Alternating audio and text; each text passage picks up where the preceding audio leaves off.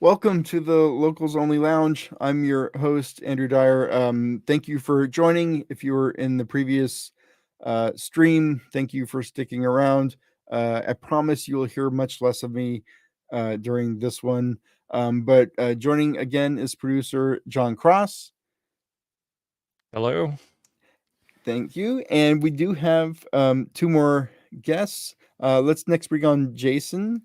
Jason is, of course, I can never remember your job. You're not events. You are marketing and communications. every time he's been on the show more than anybody, and every time I ask him what his job is again. But somebody whose job I never forget is the president, the only president, the George Washington of this organization, Steve Brokoff. Steve, how are you doing, sir? I'm not currently crying. Maybe that's not the good question. Let's we're going to cut that in the editing room. I'm not going to ask how you're doing. But it's so great to see you again, and to be together after what was just an incredible, devastating, amazing night on Sunday. So for this lounge, I don't think we're going to get too much into like the possibilities of where we're going next. That's going to be a survey that we talked about on the last show. But I think we kind of wanted to just talk about some of our favorite memories and moments of the last 3 years / 4 seasons, players who maybe need a shout out that maybe they only stopped by for a few games and moved on, but we still remember and want to recognize them. And I don't think we're limited as far as like how many people come through. So I don't know if John, you're going to want to field inquiries from those interested in jumping on and sharing. Of course, everybody is welcome to share your own memories and favorite memories in the comments, and we can put those on the screen and talk about those. But it's wide open, less formal. So we do want people participating because this is your club and your supporter group, and it's all about making these memories. So I'm going to start with Steve, since, like I said, you're the first face on Mount Rushmore. Do you have one particular moment or memory? I know there's so many of them, but what just jumps out to you as something that was transformative? I mean, one is really tough. And what is maybe already gonna make me cry is I would already go to my kids. Bryce was 2 weeks old at his first game back in March 2020. Actually February 2020, the preseason game. And then March 7th, 2020, he was there almost a month old. And then Leona was born last year, and she was 1 week old at her first game. And now here they are, two walking kids. And Bryce is we call him our little tiny tornado. And he's just everybody loves him in 109. And he's got so many people that aunties and uncles that we would have never met through this. So, yeah, I mean, it's not a single moment, but it's kind of a collective of memories through their eyes that I'll never forget, and I mean, probably the best, it's amazing because it's the best game that I think he's ever been to was probably not this last one, but the one before on the drive down. So 10-7, the last regular season home game. He took a big nap on the way down, and me and Lydia were fist pumping in the car like, yes, he took a nap, like he's going to be rested, because sometimes he really melts during the games. It's a little too much. But he was just the best kid that entire day. Parking lot, he was a nut and ran around with all his friends. And then during the match, the whole first 45, he was on my shoulders. And every song that we would sing, Nick would start a chant, and he would look down at me and go, Dada, I know this one. And he'd be singing along on my shoulders and pumping his hands. And then the second half, we all went down to the field. And he was running around and singing and doing his thing. And it's just amazing to see him grow. And I mean, I look inward, I look at my family, but then if I think, to everybody else, like, I mentioned the aunties and uncles, but there's the friends that I'll have for life and people that I probably would have never met through this without, all of this going on. So yeah, single moment, that's way too hard to pinpoint. But as far as the people goes, that I could talk for hours. Jason. Same question. Had to Yeah, pick same one question. moment. I guess.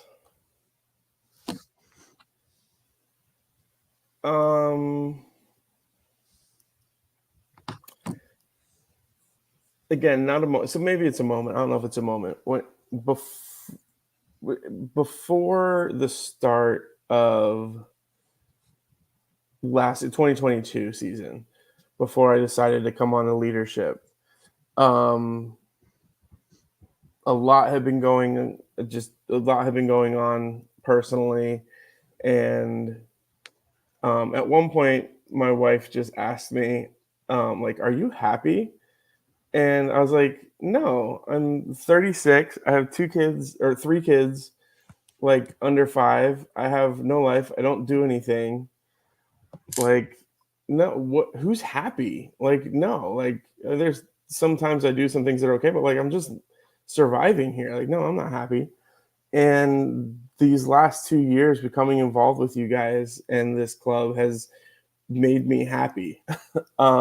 Not made me happy, but I've found happiness. Like, it's something that was mine, that was not running around and changing diapers, that was not something else, that was not just existing, that was not stuff I had to do for work, that was not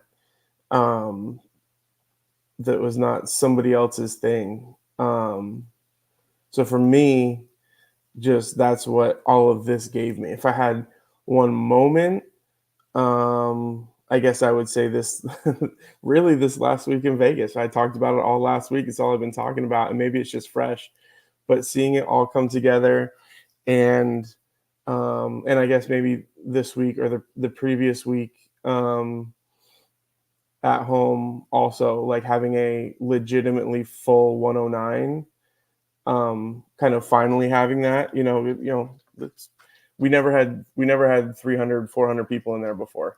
As much as we love the team, and as people had stuff, and there were some nights I know that Andrew and I and some of us were in there with 75 tops people, and we did what we could. But to see 109 like alive and thriving, and barely able to move, and that was nice to finally see. And then that Vegas trip was, again, everything kind of coming together and like exactly what I wanted to have that be. So those are probably my moments. Hi, John. You're up. Oh, it wouldn't be a single moment. Kind of like Steve said, it would be the times that I got to spend with my family. As I had mentioned in the last pod, spending time with my daughter, especially. She was the most frequent attender with me because I have 2 season tickets, and I always tried to bring somebody with me if I could. And as I said in the last podcast, having her there at the last game was very special. But it's not just my immediate blood family. It's my SG family. I mean, it is this community and this group, and all the times we spent together, the energy that we gave for 90 plus minutes. And that's everybody. That's us and Chavos and Rainbow Royals and the Fiends, but the whole section, just the energy we gave for 90 plus minutes, positive energy towards our team, directing all our energy towards our team. And I think really raising the bar for what a supporter culture and a supporter group can be. And not that we're the only one doing it. There are other groups out there doing similar things to what we are. But I think as being one of those groups to help additionally raise that bar a little bit, and maybe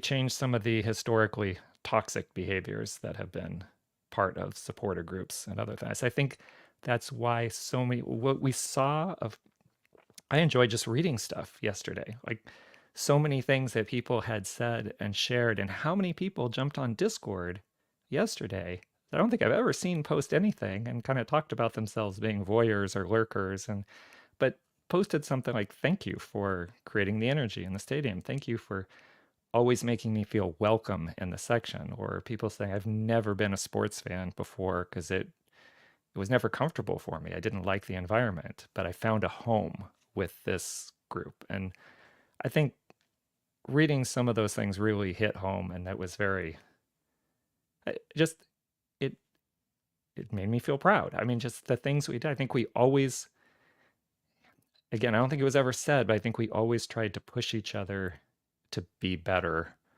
all the time. And we pushed the club pushed back on us sometimes to be better. I mean, I think we all tried to be better, and I'm really, I just, maybe not a moment, but I'm just proud of all the things we put together. And frankly, I think I came out of it, and someone else had said this as well, and I thought about it and I agreed. And I can't remember who said it, but I know Andrew Vassiliadis said something like this, but I think I also came out a better person here at the end than I was at the beginning. And I'm thankful and proud of that and what we were able to build together. Okay, well, I actually have a moment. I know nobody followed my prompt, but I'm going to pick a moment, okay? I'm going to go all the way back to 2020. I didn't go to any of the locals organizing meetings.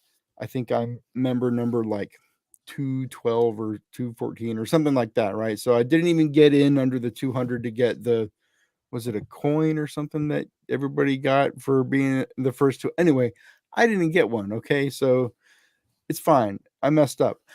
But I went to the event at Stone, the original kit reveal, and I didn't know anybody from the SG. I just knew that I had paid, so I was going to go get my stuff. And I remember just kind of watching when the kits were finally revealed, seeing that Stone logo and the Loyal crest, like I just remember feeling like, oh shit, we have a team. Like we have a club. We have like a proper team. These kits look sick. The goalie kits were so cool with that gargoyle on it. Seeing the players, I had no idea who any of these people were. I had no idea about, I don't follow MLS. I didn't follow MLS at the time. I didn't know who anybody was. I just knew like, okay, we've got a team. I've got a team now. I didn't know at the time how involved I wanted to be or would be. Like, am I really going to get season tickets? Am I really going to stand in the supporter section every single game? Like, I didn't know at that time.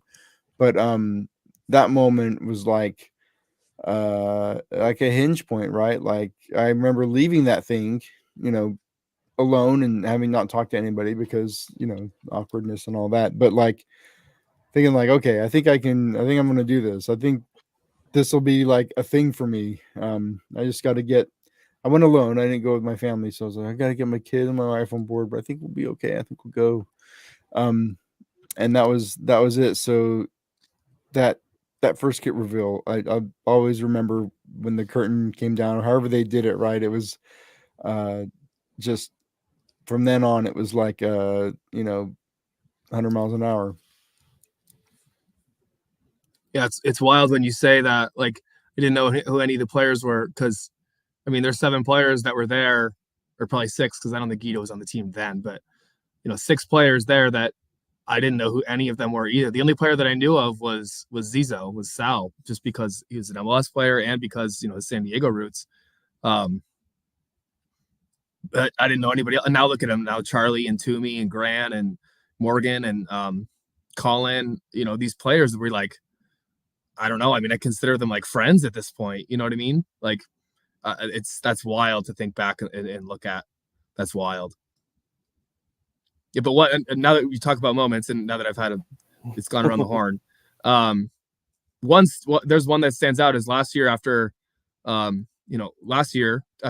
last match, last home match we gave Kyle Vassell the Player of the Year trophy. The guitar, how cool was that? And the whole presentation was amazing. We sang Wonderwall, and it was like such an epic like moment all together. And then we lost in the playoffs and the season ended, and I kind of sent a message to a lot of the players just as a big thank you. And I sent one to Kyle, and he sent one back to me that basically said that he was on the verge of retirement, that he was like really thinking about just calling it quits, and he decided to come to the States and give USL a chance, and maybe get MLS looks, but whatever didn't work out. But he decided to stick with it and really commit. And he was something like, man, I'm glad I did, because you guys made me fall in love with football again. And I'm like, what are you talking about? Like, you're like our best player last year, arguably. Like, what do you mean you didn't have love for the sport anymore? Like, what do you mean you were going to call it quits? And he's like, you guys are the best supporters I've ever played for. And like, he's from England. You know what I mean? Like, he's a professional soccer player from England. He's playing back in the UK right now. And he's calling us, we're the best supporters that he's ever played for. And like, that's a moment that'll always stand out to me. And like, me and Koke have been exchanging messages all week. Like these players, like it's cool. It's really cool to like see that kind of stuff. And it's weird for me to point my moment out to say like, talk about the players when we have this amazing locals family. But I think it just speaks to like what we've done and what we've built. It speaks to that family, and it speaks to like how much we support these players and how much they love us back. And like this little uniqueness that, somebody else said, like other groups are doing this, other groups or whatever. But like, I think that this is unique in the sense that, players feel like this. Like, Koke did a nice post today, and he like mentioned us, and he mentioned how much he loved us and played for us. And like, that kind of stuff is cool, because I don't think you don't see that everywhere. You know what I mean? Like sometimes you see generic statements, but you don't see that kind of stuff. So like, it's really cool. It was really cool to see. That was one of my moments for sure. I think this really goes back to I want to again plug John's Soccer Shorts documentary about the founding of the locals and how much emphasis everybody put on, this is all in support of the club and in support of the players. We aren't here for anybody else. We aren't here for anybody around us. We exist solely to push this team on the field and to be there for these players. And I feel like that kind of that mantra and that mindset is what, and of course, through John's videos and that whole series helped plant this seed that's germinated into the impact that you're talking about with the players, because there are a lot of supporter groups across USL. We're not the only one, but you listen to these players talk, and it is something special. And I think it all comes back to that core foundation of what this SG was built on. Yeah, Andrew, I know you want to bring somebody in. Go ahead, John. Yeah, that's where I was going with that. I know you're going to need to be leaving soon, and we do have someone waiting here. So I'm going to bring Chappie in and maybe pose that same question to him that you originally posed to us. What was his biggest moment or standout in the last year? So Chappie, welcome. Hi, can you guys hear me? Yes, we can. Awesome. What was it? Favorite moment? Yeah, what stood out to you? Biggest Doesn't thing? have to be your favorite moment. Just pick one moment and tell us something that meant something to you. Just take us back to one memory. Oh, so I think some people know what happened with my kid this year. We had an emergency. The club had nothing, absolutely nothing to do with it or anything. And I had just landed back in San Diego when I received a call from Ricardo Campos asking me what they could do. What can we do for you guys? I was outside of the operating room just waiting for my kid to come out.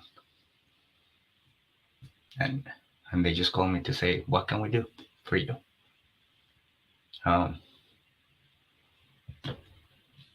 That meant so much for me. It's just the community, the people. I'm so glad Ricardo's gonna stay in San Diego because that meant so much to me. To add to that note, Luca was invited to, my son was invited to training. So we went to training a day before a game. He was part of it. He interacted with the players. The next day, at the end of the game, which we won, we were waiting for the players to get out of the field. And Colin Martin sees Luca in the side of the field. And he comes to Luca and he tells him, "We won because of you. You came to practice yesterday and we won because of you." I hope Luca remembers all this stuff. I have been a soccer nut my whole life. I didn't have the opportunity to go to games growing up or anything, and Luca was first row at the last game, and I was so happy to see him there and have these moments with my family, and that's just invaluable. Sorry if I made you cry, guys, but I was here, and that was my whole purpose, to make you cry tonight. You succeeded. Awesome. That's such a great story, and I know Steve talked about his kids too, and I am going to have to leave very soon, but I did want to say, like, even like my kid is older, and in the first game he was in 6th grade, and this year he's in 10th grade, which is crazy, but you know, he became a teenager and he became too cool for everything in the world, and he didn't always come to the games with me, but he came to a lot of games, looking through the old camera roll on the phone. And, you know, from when we had the little para court in the parking lots till they started playing soccer on the little pop-up goals before matches, he was always involved in that. And, you know, on Sunday, you know, I was very surprised when we were leaving the stadium and got to the car, and you know, this kid who I thought was too cool for everything in the world, you know, he broke down, realizing like how much we had been coming to these games and how much fun it was and what a big part of our family's life it was, and like him realizing that it was over. Like I was I did not expect him to be sentimental at all, because you know, when I look at him now, he's just this smart ass teenager, but like it meant a lot to him too. And you know, I think with the kids especially, we don't always know what's going on between their ears, and they surprise you sometimes. All right. Well, Andrew, I know you probably. I don't know if I want to give you like a clean out here. We I think do that's have as another clean as it's person gonna we're get. gonna bring in. Okay. All right.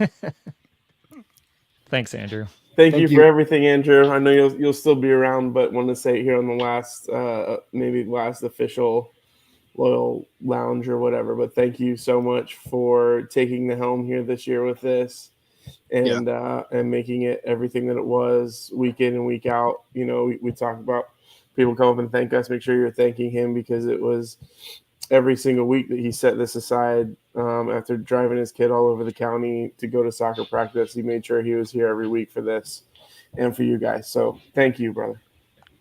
And before you head out, because you gave me a nice shout out at the end of the last episode, I would like to do the same, because yes, there is work to put in the you know, behind the scenes. Having you step up and volunteer to do this and be the host for the year, so we didn't do the rotation of hosts that we've had in the past, which is great. There's nothing wrong with that, but it made it so much easier on me as well. So thank you for stepping up and doing this. It's been great working with you.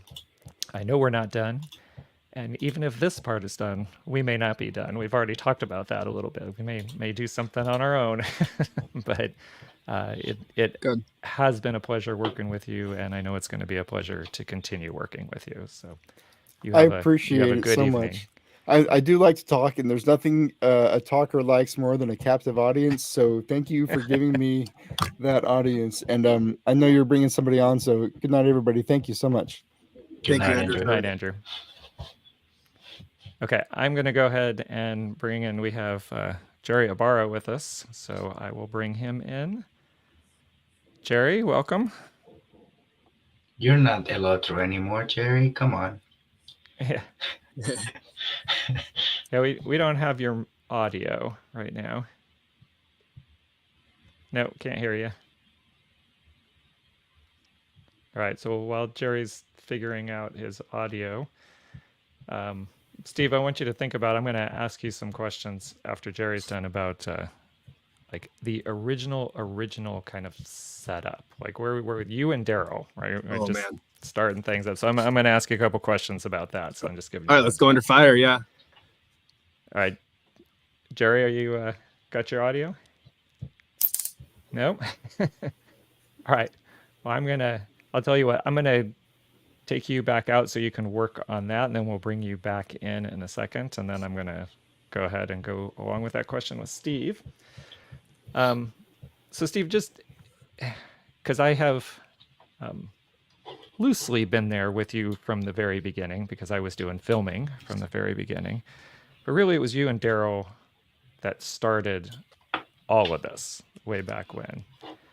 So how much did you either, like, you know where we started, and you know where, at least at this phase of the locals, where we've ended, you know, with the last game of the SD Loyal. Yep. Did you ever picture this? What did you picture at the time, and how did it change over time? I would say I pictured exactly this. Like, you know, this is better than I would have imagined. In fact, you know, yeah, like you said, me and Daryl started this, and really my passion for this was like, you know, my history, my background through this, you know, what most people know is through American Outlaws San Diego. And even before, you know, all this, you know, Loyal existed, even before Soccer City, like I met some of my best friends through AOSD. And I really wanted to give people a group that they could join and feel a part of and feel like they have a family with. And I think that's happened. You know, I think that, you know, seeing all these connections and people and you know, seeing how many friendships have formed through this, you know, the club aside, and then the club being so incredible as a part of it is just, it's just the sweetest icing on the best cake ever, right? So like, it's just been a dream, you know, it's just been a dream. And like you said, it's a chapter over. We don't know where our future's going. I'm sure you guys talked about the survey. We should probably mention it. We probably have new people, but it's worth, you know, it's a chapter closed, no matter how you think of it, you know, no matter what our future is, whatever that means. This is still a chapter in the book that's closing, and that's sad. And it should be mourned. So yeah, but it's just been a wild ride. You know, that's what I put on Twitter, is like, what a ride. Like, no matter what this is anymore, you know, it'll never be the same. It'll never be that again. And I was texting Ken earlier, and Ken was like, yeah, you know, I hung up my scarf knowing I would never wear that at 109 again. And I was like, oh, here comes the tears again. Like, that's gnarly to me. You know, it's like, it's unreal to think about. You know, it doesn't hit you until you like put it into words, and you like, you know, consciously think about those moments. So yeah, it's a little wild to think that the Loyal chapter is over, but it's been a dream. Yeah, I have to say, and I've heard this from a lot of people, it went way beyond my wildest expectations. Even being there in the very beginning, you always hope you'll do things, I'll say right, for lack of a better word, but you expect, or you think it might be one way, but there were so many fantastic people involved on all sides of this, in the locals, with the club. I think everybody just kind of fed off each other, and we made it, you know, the sum is greater than the parts kind of thing. We made it so much better than I think any of us thought it was going to be. And it has been a wonderful ride. Yeah, and it really I- like I now that I wanted- put myself back together. So it's really been it takes a village, and I've said this so many times. Like it's not just me; it's been our everybody's leader. Everybody in leadership who's ever been a part of leadership. It's been every member who's joined and believed in the vision and the, the ethos and the what we started this with, and me and Drew and Daryl and Jerry back when, and then that original team of leadership to really sprinted to that first game, and then we kept it going through COVID, and it's just grown and grown and grown into what this is now. So it's been an honor. It really has. So sorry, John, I cut you off, but that's all right. And frankly, what kept us going is this podcast, because you guys were the ones that started. You and Jerry and Drew, you guys started this and really helped keep all of us connected at a time where we didn't have the thing that we all wanted to be connected with and about, that the team wasn't playing. So I also know Andrew had mentioned, and I didn't want to say anything at the time, that I'd been involved for 4 years, and I haven't been involved all 4 years with the podcast, really mostly the last 2, and maybe a little bit with some things before, but it was Jerry and Steve and Drew really who ran with this thing in the beginning and gave us something to rally around in the very beginning. So Steve, I want to thank you for that. And then I also I think we My have pleasure. Jerry's audio worked out, so we'll try to bring Jerry back on and see if we can get him to share some memorable moments from his perspective. All right, Jerry. All right, can you guys hear me now? Yeah, we got you now. Okay, So I disconnected my mic and headphones. I guess it failed. Sorry about that. go ahead and share any of your memorable moments from the last 4 years, something that sticks out to you. And I just want to give everybody a heads up, as soon as Jerry's done, we have a surprise guest I'm going to pull in. Ooh. Okay. Well, during the last regular season home game, Jason interviewed me on camera, and he asked me the same question. Do you remember what it was, Jason? No. I do. I remember what you said. Yeah. So mine's kind of a weird one. It was when we lost 5-0 to Los Dos. And the reason why was because every time they scored a goal against us, we got louder. We got even louder. And I think about by the 4th goal, the a-hole on Los Dos who scored it ran up to our section and started taunting us. And guess what? Koke got in his face and pushed them out of the way. Like, no, you don't taunt our supporters. And sorry, there's airplanes. Hopefully that doesn't bother you guys too much, the noise.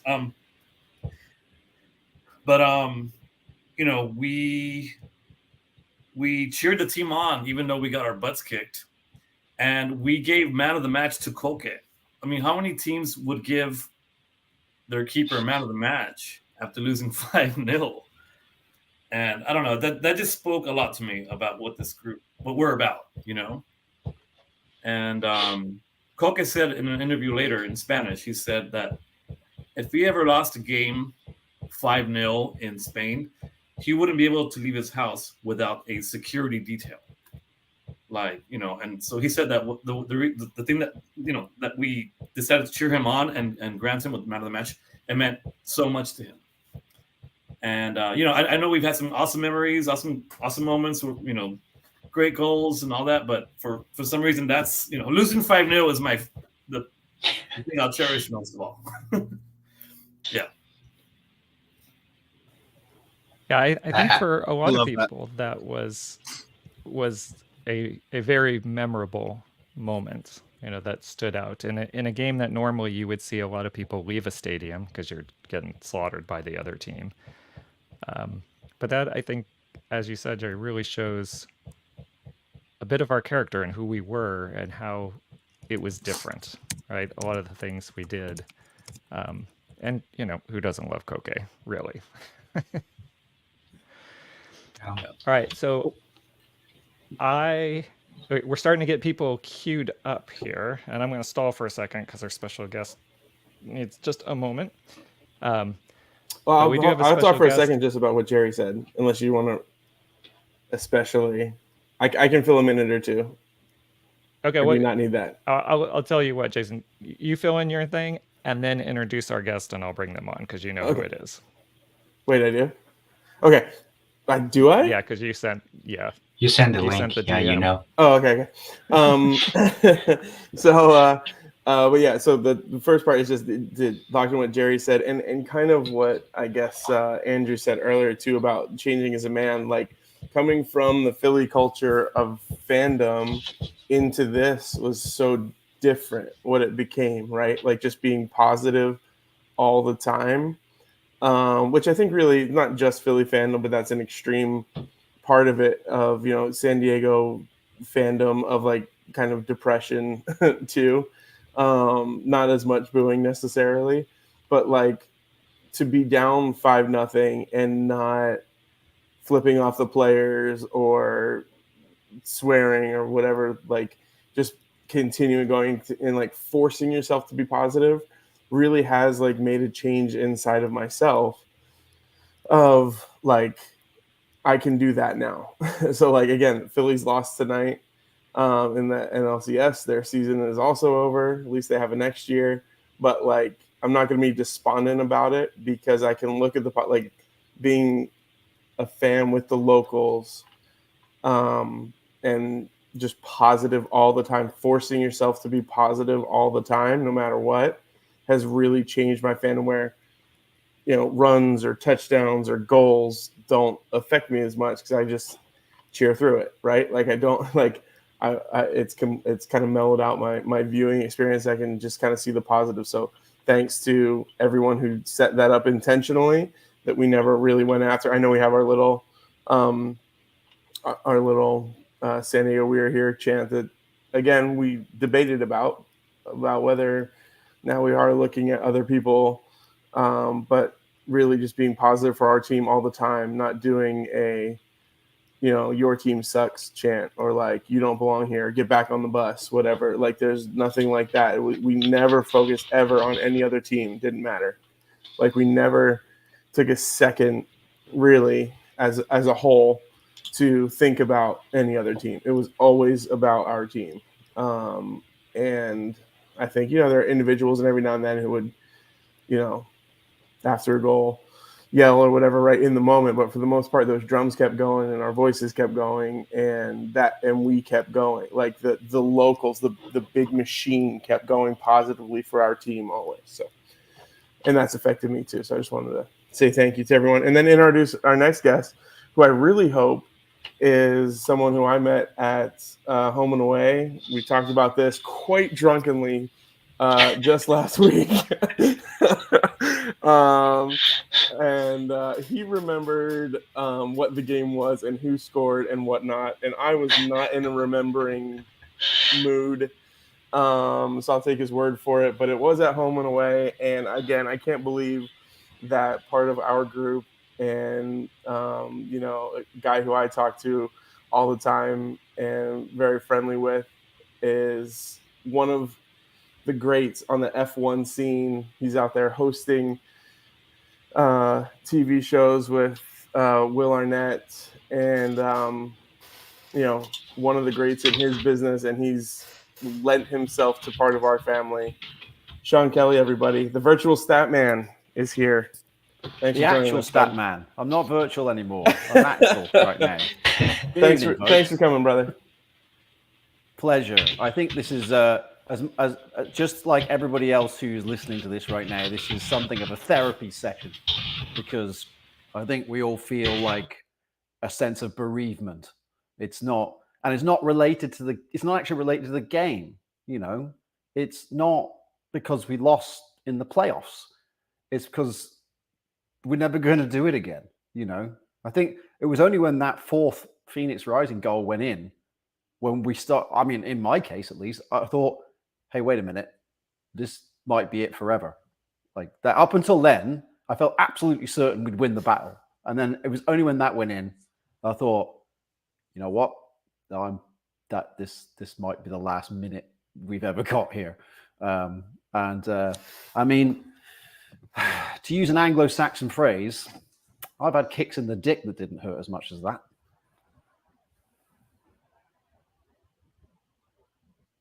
Yeah, it was it's tough. I don't know how else to say that. But Sean, I'd like to ask you because you were there. You've said something in the chat as well for all those games when we didn't have a crowd, and just some of your thoughts about that opening season and some of your experiences that you had there. Well, I mean, you've got me beat in terms of the first 15 minutes of USL history, because that first day, March 7th, 2020, when we played Las Vegas Lights, I had to do a presentation in San Francisco, and I'd made it clear, like I can get like the 6 p.m. flight back to San Diego, but I'm going to miss the kickoff. And they said, that's all right. For the first 15 minutes, it'll be fine. We'll muddle through. And I was literally in a taxi or an Uber coming up. You know, at Torreira, you go up that hill when you go to where the main entrance is. The road goes up the hill. Right. I was coming up that hill as Charlie Adams scored that first goal because I didn't see it, but I heard it because of stadium. Because I was watching it on my phone, so I'd seen the ridiculous Las Vegas goal. I thought, oh yeah, try doing that again ever. And then I heard this huge cheer as I went past, and it was, of course, 30 seconds later on my phone, Charlie Adams scores. That was the only 15 minutes I missed at home in 2020. And unfortunately, it was the part of the only game when we had any fans. And then, of course, we had that shutdown. We all had, I mean, what a weird year 2020 was looking back. But when we started again, who were we playing? Was it LA? Was it Los Dos? I think it might have been. Anyway, that first home game back, there's nobody there. And you suddenly met with this sort of thought of, okay, well, we're going to do some TV tonight, but maybe nobody gives a shit. Maybe this is a one-hit wonder. Maybe everybody came because it was like this new shiny thing in town. Let's go and see the new cool thing. And then after that, like, well, who wants to sit at home and watch a USL broadcast? What if it's nobody? We might be showing this to nobody. Might be making a show just for ourselves here. And that was actually the first time I'd worked with Jack Cronin and Shannon McMillan. And I remember feeling very nervous to meet Shannon McMillan because I thought, wow, okay, Olympic gold medalist, world champion. What if she thinks I'm an idiot? Which is, that's not a high bar to clear. So she might think, why am I working with this amateur? And of course, if you've met Shannon, you'll know that she's complete opposite. She's so nice. It actually solidified a sense of, I can't say brotherhood because, of course, Shannon was there too, but sort of a closeness with us because it was like, okay, we're the only people here. There's like 3 of us, plus Jordan and Darren Smith downstairs doing the game day stuff, and a few engineers, and that's it. And we had to sit there and sort of ponder, like, well, we might be the only ones who give a shit, and everybody else might have just given up on it. Fortuitously, that was not the case. But we were very nervous. I remember being very nervous in 2021 when finally we could let fans into the stadium and thinking, is anyone going to come? And then finally, when we were allowed full capacity again, thinking, are we only going to get like 2,000 people? Just 1,000? Maybe it's going to be in the hundreds. It could be embarrassing. And fortuitously, it was not the case. It was actually, the crowd was big and everything. I remember being so sort of invigorated by it, thinking, wow, finally there's a crowd. We'd made jokes about it in 2020. And I said to Jack Cronin, I said, you realize we're actually being spoiled right now because we can park our cars right by the entrance and we don't have to get through like crowds of people to get to where we're going. And eventually we're going to have fans in here again. And we're going to be like, get out of the way. This is, blah, blah, blah. It turned out to be, I never once did I feel that way. After that, it was always like, this is so cool. I can't believe this has sort of grown organically. It's like we weren't, we're not taking marching orders here. Like we all showed up because we actually give a shit. And from then on, I just thought, well, I know I'm going to go back on the road with F1, but I can't give this up. So I started doing stats virtually, as the name would suggest, from the most ridiculous places. I remember I did the away game when we played away in Tulsa last season. I did that game at 4 a.m.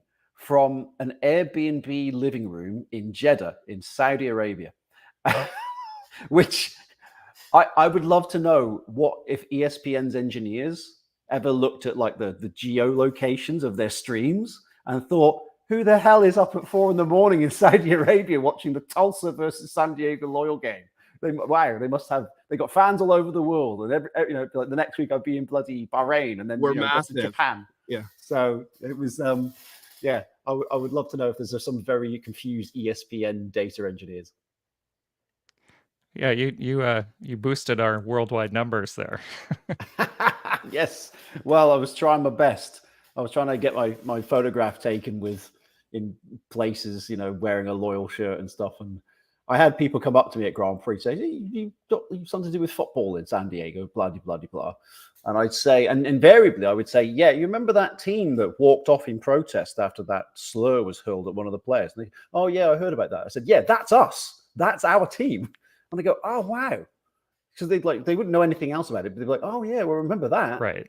That's the bit that put us on the world map. We actually had a call from a friend of mine at BBC Sport who his boss was so impressed that he knew somebody who was in the stadium and he could get like a first-hand account of what had happened.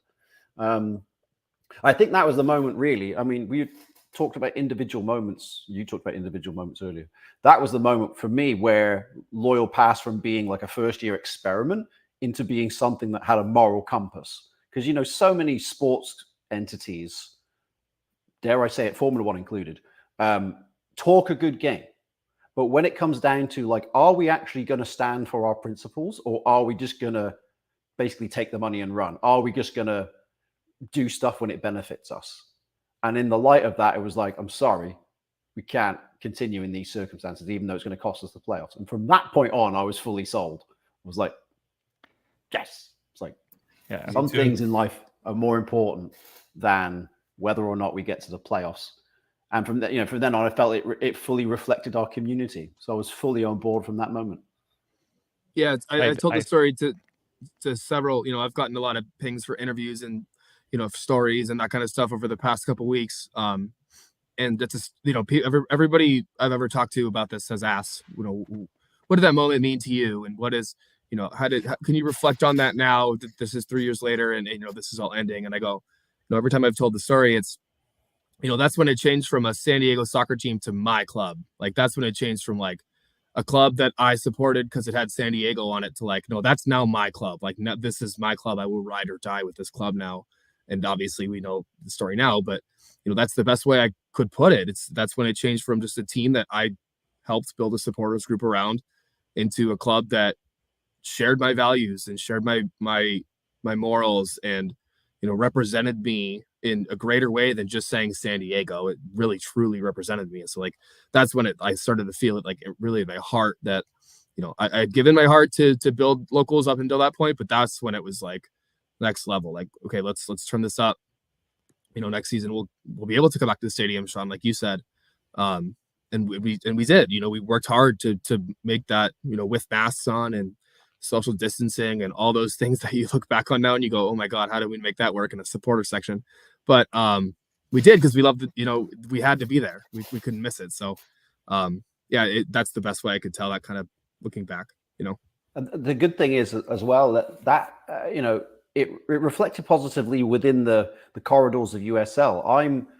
I might be the only person, I guess maybe forever will be the only person to have done San Diego Loyal games from the commentary box at Torero Stadium, and also from USL's or Vista's headquarters in Dania Beach, Florida, which is where all of the nerve center of American soccer broadcasts go, whether it's MLS, USL, the Wave games, US national team, whatever it is, it all goes into this huge compound, this warehouse, looks like an airport. And from talking to the producers there, they would say to me, the Loyal games, the Loyal Torero Stadium games are the ones we actually look forward to doing the most, because the fans are so in on it. They are so in. And I would sit in the control room where they would produce the broadcast, and it was funny how loud it was. it was actually a bit stymied by ESPN's compression on the stream. It meant that it wasn't as loud as we heard it when we were in the control room. Because in the control room, it sounded like Torero, and I'm probably the only person who can say that, who can actually give the direct comparison, because the people in Dania Beach never came out to California, unfortunately, and vice versa. It was just fortuitous that I happened to go there twice because we were doing F1 in Miami. And, you know, on the occasions I was there, I said, yeah, see, now this is what it sounds like. Why doesn't it sound like this on my iPad? It sounds like really squashed down. I'm not getting the full in-your-face noise sort of thing, except on Sunday when Ronaldo Damo scored that first goal. It felt like, you know, I know Torero doesn't have a roof, but it did. That would have lifted it off. So, you know, I'm glad that what the locals were part of creating, the atmosphere, was radiated down the broadcast waves all the way to Florida, even if, you know, ESPN sort of play it safe streaming might have crunched the sound up a little bit. It definitely came down the airwaves in Florida. That's really cool.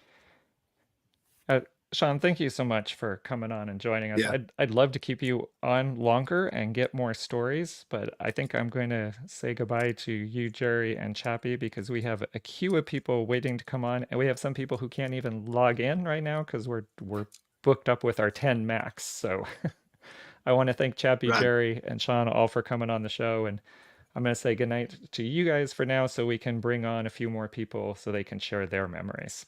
All right, so thank you guys for joining us. Thank you guys Yeah, so thank much. you. Good night, guys. Love y'all. Good night. All right, so first we're going to be bringing on Brandon so he can help share some things. But I want to queue up a couple of people here as we're waiting. Like, I know we lost a couple of people. So I don't know. Sean, you can hang out for a second if you can hear this, because we may bring you back on. But I will add, well, people keep dropping and changing. I'm not sure who L is, but we will give someone an opportunity. Oh, there we go. All right, so Brandon, we're gonna do you first, and then we're gonna bring Luis on. I don't really have to. I just wanted to listen. Sorry. Okay. But All thank right. you. Well, I'll back you out because I know with your voice, and then we'll get Brandon going here. All right, Brandon, can you share some of your memorable moments with us from any of the last 4 years? Oh man, there's a lot of them. I would say the first ever match I went to was the first ever home match in 2020, which was of course the only home match we had, and then of course COVID hit. But you know, it was amazing, the first ever home match in 2020 against Las Vegas. First taste of professional soccer here in San Diego, man.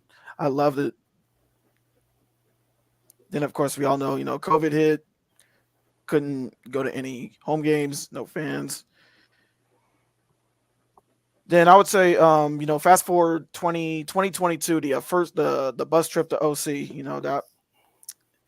that was fun, man. My first ever locals on tour. Brought a good contingent up to OC.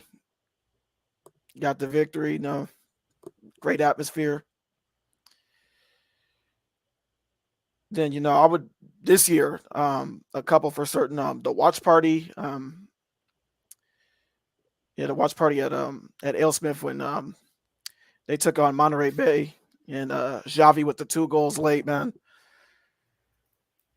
And then seeing us just going absolutely bananas in AleSmith. And then the last one, for certain, Las Vegas last week. My second ever locals on tour, but actually my first ever trip to Las Vegas. And let me tell you, man, it was amazing. You and me both, buddy. Yeah. Our first time in Vegas. Yeah. Quite a time. It was an adventure. Pretty much walking down Fremont the first night. Then, the next day, watch the U.S. play the friendly against Germany, and then pretty much the the two buses heading up to the ballpark for the Loyal Vegas match, and we rolled deep. We rolled very deep for that one.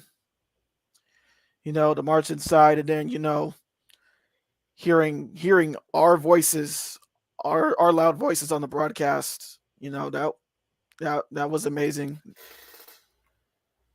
And then the 2-0 victory, and then all the players throwing their jerseys to us. So yeah, some of my favorite moments right there, being with you guys, being with San Diego Loyal these last 4 years, and it's it's a shame that it's over, man. I also want to give a huge shout out to Brandon, because as the person who's done a lot of the video things that we've done, almost always some of Brandon's cell phone video shots make it into the video because they capture the moment so well of the excitement of a goal or something else.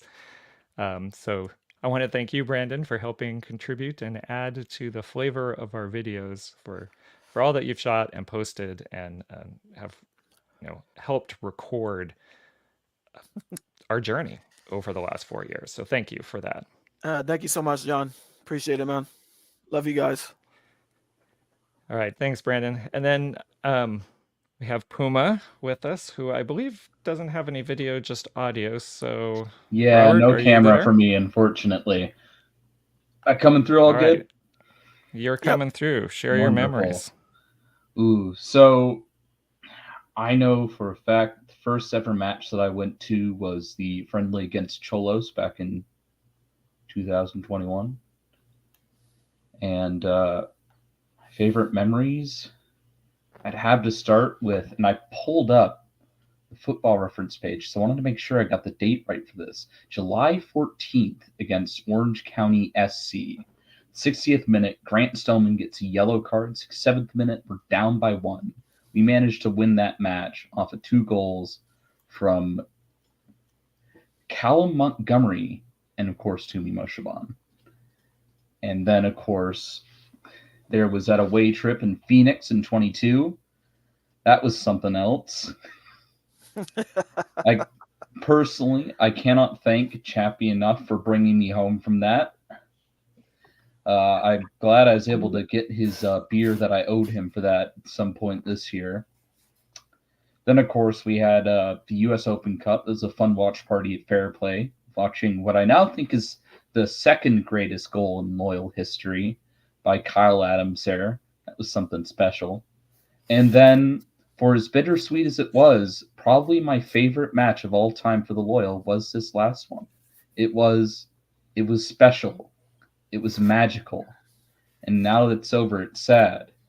But god damn, the reaction when Ronaldo got that penalty, it was something special. Something I'm going to cherish for a very long time. Yeah, definitely. I think somebody mentioned it earlier.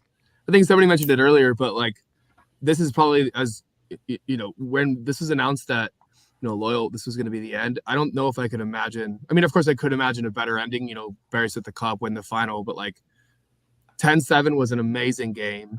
Vegas away was an incredible time, and then this last match, yeah, I mean, we lost, but it was just like Puma said, it was an incredible game, and there was incredible memories. And 109 was on fire, all 120, and it didn't go our way, but damn, that was memorable, and damn, that was enjoyable. And if there's one way to go out, it's a pretty damn good way. I think the most heartwarming thing about that match was just how many people stayed long after the final whistle. And it made clear that this was important. This mattered. And it felt really good to know that other people felt the way about this club that I do. All right. Thank you, Robert, for sharing the memories. I'd like to point out that Jerry also mentioned, who was on with us earlier, that Puma was the first local that he met. So asking if you remembered. But we did bring in, as you can see on the screen, for those who are watching the YouTube version and not listening to this later on a podcast, we have Chris Garcia and Nick Duffy with us. So I'm going to go with Chris first to try to save Nick any last little bit of voice that he can muster to get ready. But Chris, what are your memories that you have? Go ahead. I mean, the memories are like endless when I look at the last 4 years, and it's crazy to kind of look at where it was, like going to that original thing at Courtyard when the logo was unveiled, like still in that era where I was like freaking out that like I got to speak to and talk to Landon Donovan because, being a Galaxy fan back in the day and a USA fan, like he was a dude that I just always loved. And the fact that like I could go up to him and have conversations with him, and he maybe didn't know my name, but he knew like, oh yeah, he knew who I was. Like things like that are surreal. But like there's so many amazing things. Like the first 2 games, the preseason game, singing and chanting with Warren as we were both probably inebriated at the time in the section. Just like I have videos on my phone in 109 of that first game where me and Warren are definitely on one at that point, but just like really cool. Getting to carry the TIFO up on opening night, and then also the game, the last regular season home game, which probably, as I think about it, and I've been sitting here and listening to everyone's stories and listening to what everyone said, that last regular season home game where we spent the second half on the field, like that was one of the coolest things. And you can look at soccer, football all around the world, and how many places are you going to see like the supporter section literally standing behind the goal, like less than 10 feet away from the goalie, just in that situation, just singing, dancing, just like my body hurt the next day, but it was 1,000% worth it. And it's been an amazing ride. Like obviously the season did not end the way we wanted, but in a way it's kind of poetic to see a team go out in the last minute like that. Just like, it's obviously the worst case scenario, but when you look back at it, and I'm sure when I look back at it from years from now, I'm just going to be like, dude, it was an amazing time. All right. Thank you, Chris. All right, Nick, you're up. All right, let's see how this goes. I'm on recovery mode. I'm surprised it's actually better than I expected it was going to be today. Yesterday, I could not say a single word, so you guys can hear me, right? Absolutely. We can hear you. I think I can hear Mac. Yeah, I can hear you. Yeah, good. Get this man some Yeah, water that's and peace, my Dad. number one memory is getting a new identity. Getting to create an alter ego is pretty fun. I don't know if you remember, Sean, but early to 2020, Matchday Lives, every week I was on there commenting up a storm, replying to your stats.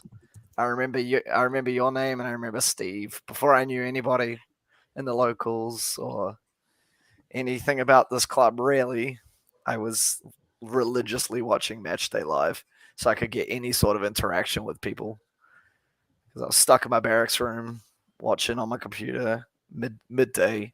Everyone thought I was crazy, but it's what I wanted to do. And then I moved here and knew straight away that I was going to join the locals. And then I was watching the podcast all the time just to like get a sense of who are these people. And it was amazing, like finally getting to meet everybody and seeing all these people who in my mind I made like little stories about like who are these people, and then to actually see what they're like in person was like way crazier than I could have ever imagined. So yeah, one of my favorite memories was the first time I came on the podcast. And I was just like thrown in there with Nate. I never met him before, and just like getting to talk about like who we were, and then now he's like one of my best mates, and we do Pizza Bros together, and the social gatherings and the friendships are probably my biggest memories. Not so much on the field stuff. I couldn't tell you the score on this day or who scored that goal. My biggest memories are with you guys. Running around with Bryce at the TIFO paintings putting him in baby jail and making sure he didn't run on the tifo, or like getting a little bit too into capoing and yelling at Marklin and then having to apologize for getting a bit too emotional. Just like small things like that, just. I also agree with Puma, the OC Wednesday night game where there was a half section. We went down, we got a red card, and we came back to win 2-1. It's probably my all-time San Diego Loyal game for sure. There's something. Yeah, go. There's something about those Wednesday games. There's just something about the Wednesday games. They were never full, but it's like all the diehards, and it was like, I don't know. It's like you looked at each other and you were like, we have to go harder. And everybody understood that. And it was just, I don't know. Those were some of my favorite games, those Wednesday nights. Yeah, man. Like, I know, like the half section, I feel like everybody feels like they need to go harder. They see the stadium's half empty, I know that's how I felt about it. And myself, I was like, oh, I got to really be on point tonight. Like, yeah, got to go hard. And I feel like everybody was on board with that. It's very hard to hear the rest of the section when you have the drums in your ear for 90 minutes. My hearing over the last 4 years has gone right down. I blame the military, but it's probably more this. My hearing is really bad. Use hearing protection, kids. If I take one thing away from our time here, it's use hearing protection. Nick, really quickly, I bought these 2 dude. weeks ago, and I got to use them all of like half a game. And God, I wish I had these the last couple of years. Dude, well, man. How many? I don't know how many times people walked around with earplugs offering to me. I'm like, no, I'm fine. I'm fine. good. And I'm sitting here like, oh, I don't know. I like, hope I haven't. Won't be able to hear anyone with them in. Like, how am I supposed to know how we sound? I hope I haven't ruined Bryce's ears for life. He's 3.5 and he stands right next to the drums the entire game. He is the drums. Nick, you shook loose one of my favorite memories real quick, which is maybe when I really truly felt like a local, which was a game that first season, that 2021 season. I had 2 ticket packages. I had one in 109, and then I had like a half season with 2 seats because I was gonna bring some friends and sit in 102 with them, and then sometimes I'd be in 109, and then sometimes I'd sit with friends, sometimes I'd be 109. And it was one of those nights, and I had one of my friends there with me, and we scored 2 goals back to back, and I was in 110, and I ran down into one. I was like, I have to, like, it just took over me. I was like, I have to run down and jump into 109. And I didn't know you like well at this point. I knew of you. I think we knew of each other. But I just ran down and fully assaulted you. Almost knocked me off the bleachers. And because I was like coming from, it was like from the top rope of 110. I just like took 2 steps and like just jumped like at you because I just had to be there and had to be. So you were watching too much Rey Mysterio, mate. Yeah, I did. And but yeah, so that was one of my moments too. Was like, I have to be there. I have to be in the middle of this. Yeah. Man, I remember. Now, thank you for bringing that up because that's pretty good. The amount of people that have like come up to me when there's a goal, like they'll run halfway, they'll like push people out of the way in the section. They're like, "I'm going for him," Like I had Andrew Vizalialis did it when he was like that 4th goal against Oakland the other day. He like ran from the front row, like pushing people out of the way with his shirt off, come up to me and just wrap me in a big hug. Yeah, that's they got the video. Yeah, shirts off. I mean, all those photos of me with my shirt off has motivated me to go to the gym because, oh my goodness. Look at that gut, dude. All of those videos of you without a shirt have also motivated me to go to the gym. So thank you. That would be one of my biggest regrets, would be not keeping in shape while drinking beers with you guys. Maybe that needs to be, maybe that's the locals' future, is that we just turn, for the next year at least, we turn into like a workout club. So that when we take our shirts off in the 85th at any other soccer game, people are not like disgusted. Nick, was it I think it had to be last year, right? That you started to do you said you were going to do 2 months no drinking because you wanted to get wanted to lose weight, and I think you made it a week. No, I did a month. I made the Okay. month. All right. Yeah. So 2 years ago, I started doing Dry July, and the first year I did a month, and I was like, okay, I feel really good about this. Like, it was great. It was a good month, and it sucked because everyone's like, why are you doing it in July? There's all these events and stuff, and I was like, yeah, but then it teaches discipline, And it was good. It was a struggle, and then last year I was like, okay, I can double this. I can go 2. And then I don't know, it was somebody's event. I think someone had an event and it was like right at the end, and I was just like, I can't, dude. I can't go another month of this. I need a drink. So I just remember that. Yeah. Sean, Yep. I'm going to give you a chance to jump in here because I know in our back channels you had something you wanted to add. So I'm going to steer the conversation to you for a second here before we go over to Sean Duffy. I have a few regrets in the 4 years that the band's been together, so to speak. I always regretted the fact that when we were doing broadcasts, it meant I couldn't be among the supporters. Like, I could always see them off to the right, and you could certainly hear them, but it was logistically impossible to do my job and also be in there.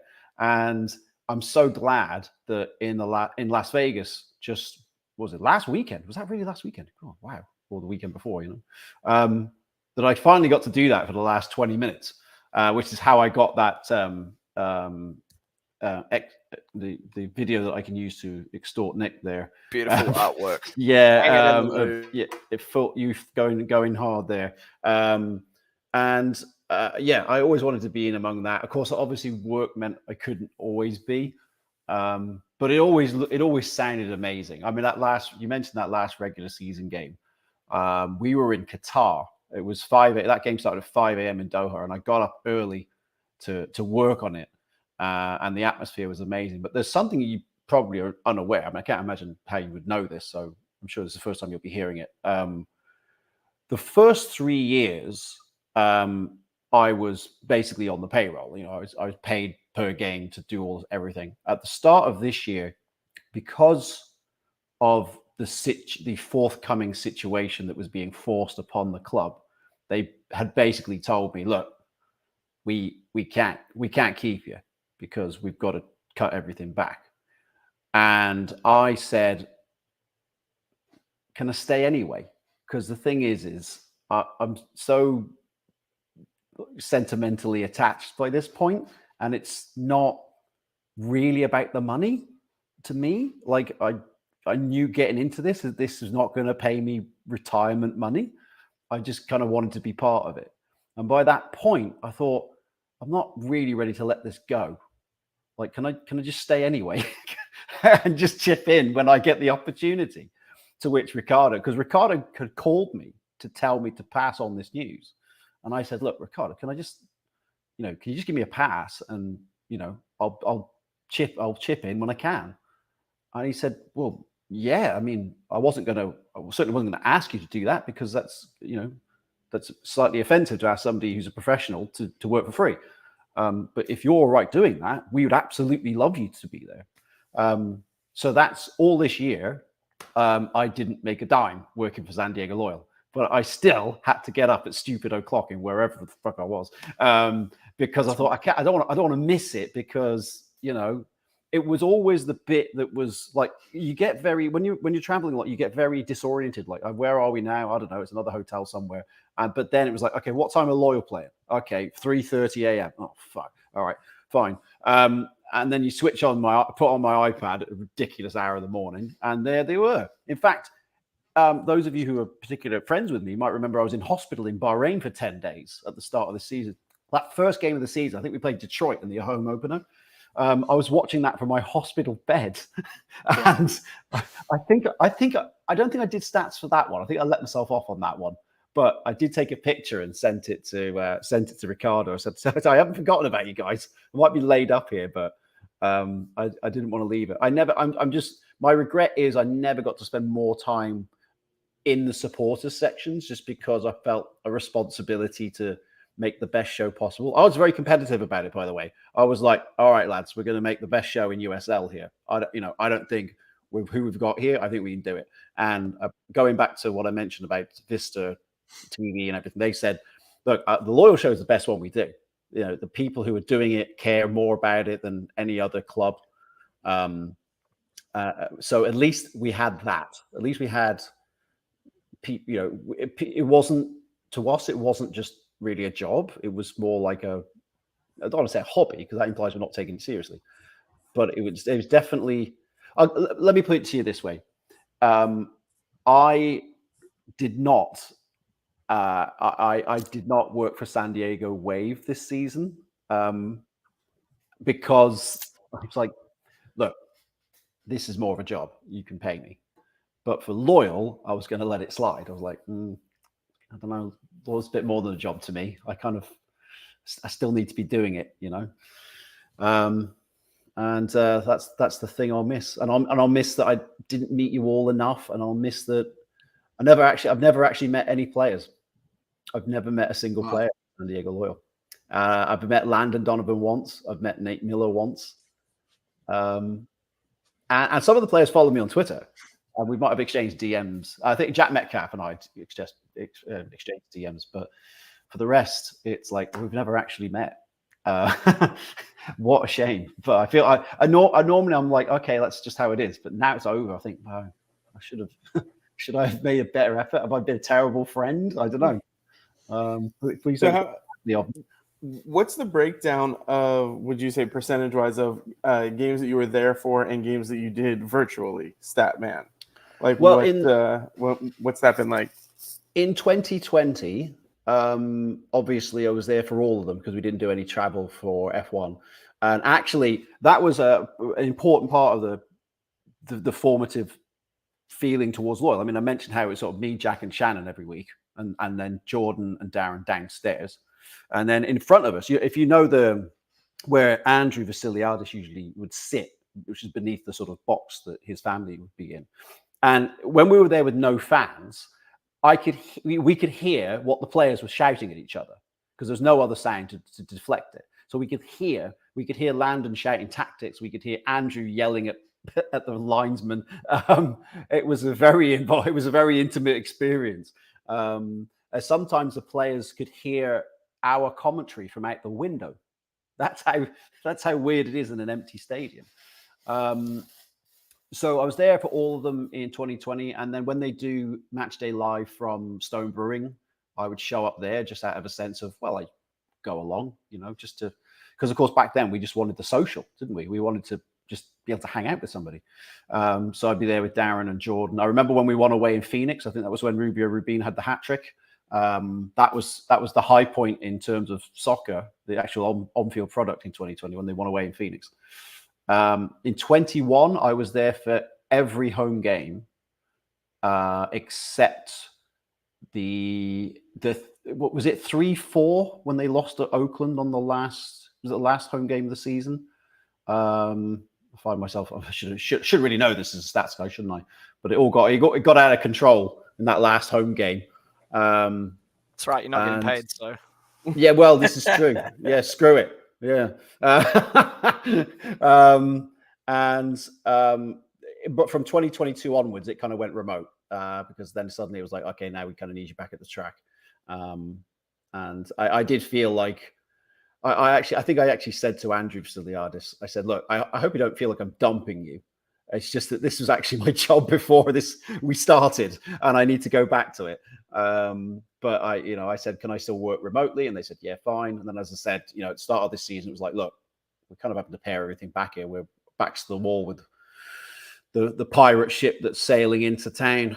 But then I was like, look, I'm not ditching you, because the thing I loved about it was that it was so apolitical. It was like, okay, this is our club and we do it our way. It wasn't going to be dictated upon us what it had to be. It was going to be the thing that we decided it was, not taking our marching orders from the head office in bloody Manhattan.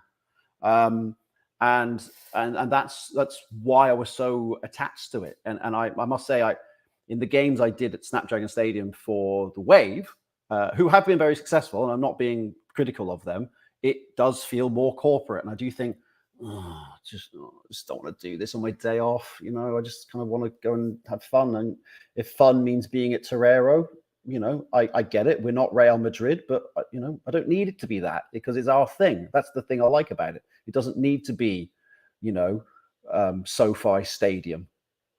That's not why I'm here. I'm here because it's a representation of us. So even if I'm not getting paid, I'm still here. What a Sean, guy.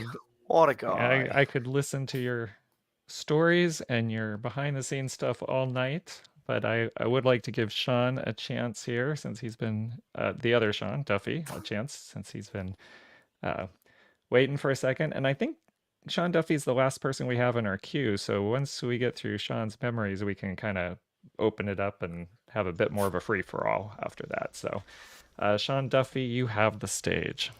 All right, we're gonna go through all of my memories, which I think I actually want to tag on something that Sean Kelly said, which was especially the reaction that Ricardo had to you saying, "Hey, like, I'd really like to do this." This was my same situation a lot of times with Ricardo, of saying like, "Hey, I'll do this extra stuff. I'll go to your philanthropy events. I will skip work to go do all these things."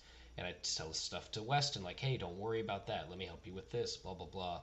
And I think it caught many of these guys by surprise how much the community cared so much about this club, that for some of them, I think they got wrapped up in the fact that it was a job, that they forget just how like meaningful emotionally it was for a lot of us, socially, etc.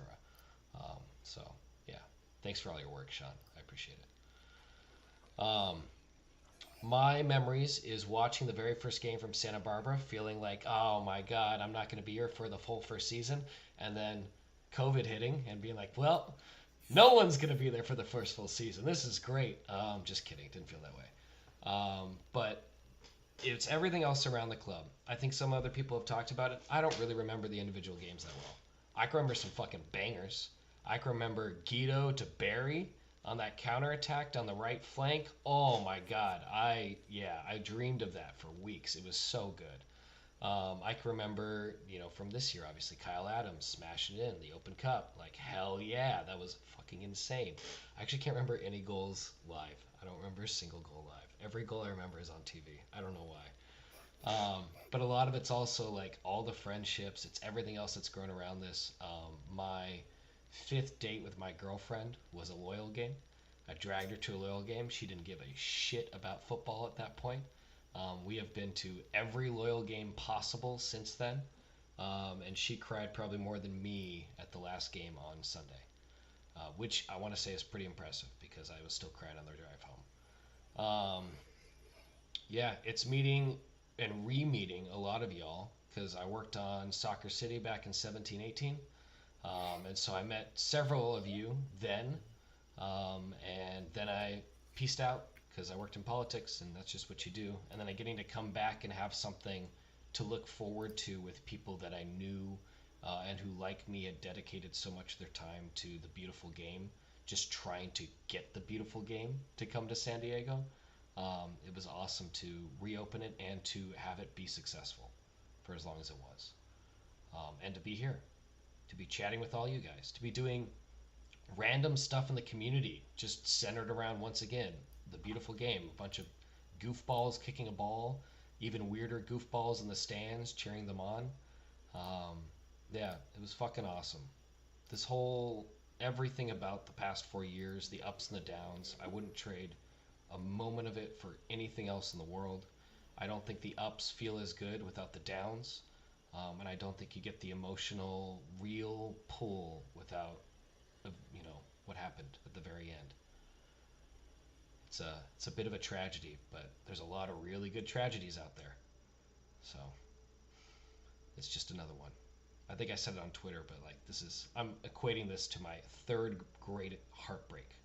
Like everyone goes through heartbreak through life. This is my 3rd one. This is the big one.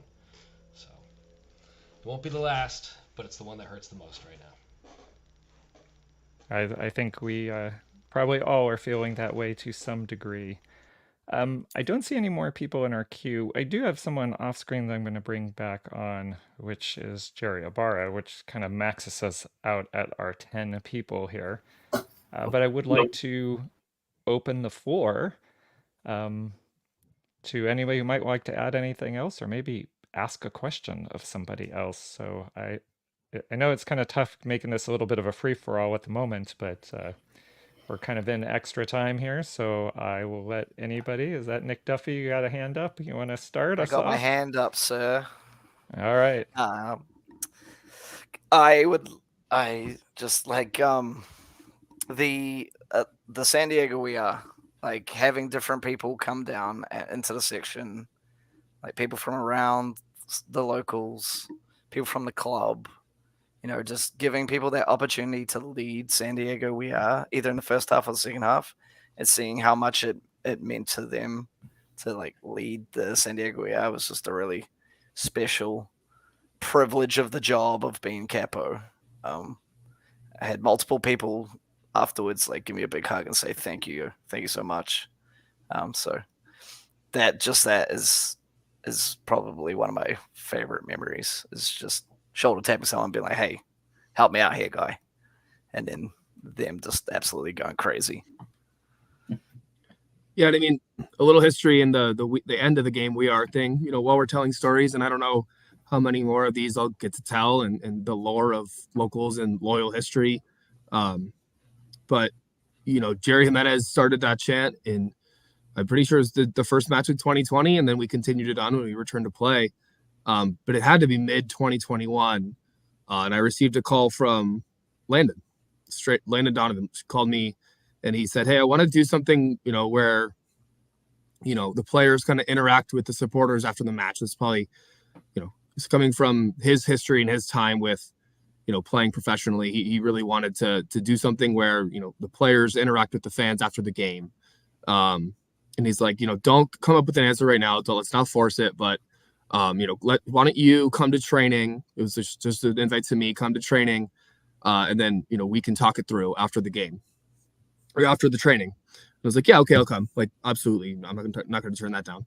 And so this was, you know, 2021 still. So COVID was whatever. So like, I didn't, you know, interact with the players really or anything, but me and Landon sat, you know, a couple yards apart on the bleachers, and we talked it through. And I was like, you know, this San Diego We Are chant that we do every couple, whatever, like every couple times a half or once a half, you know, that could be a cool thing. You know, you guys say San Diego, come over, raise your hands up. The section gets quiet, and then we respond with We Are.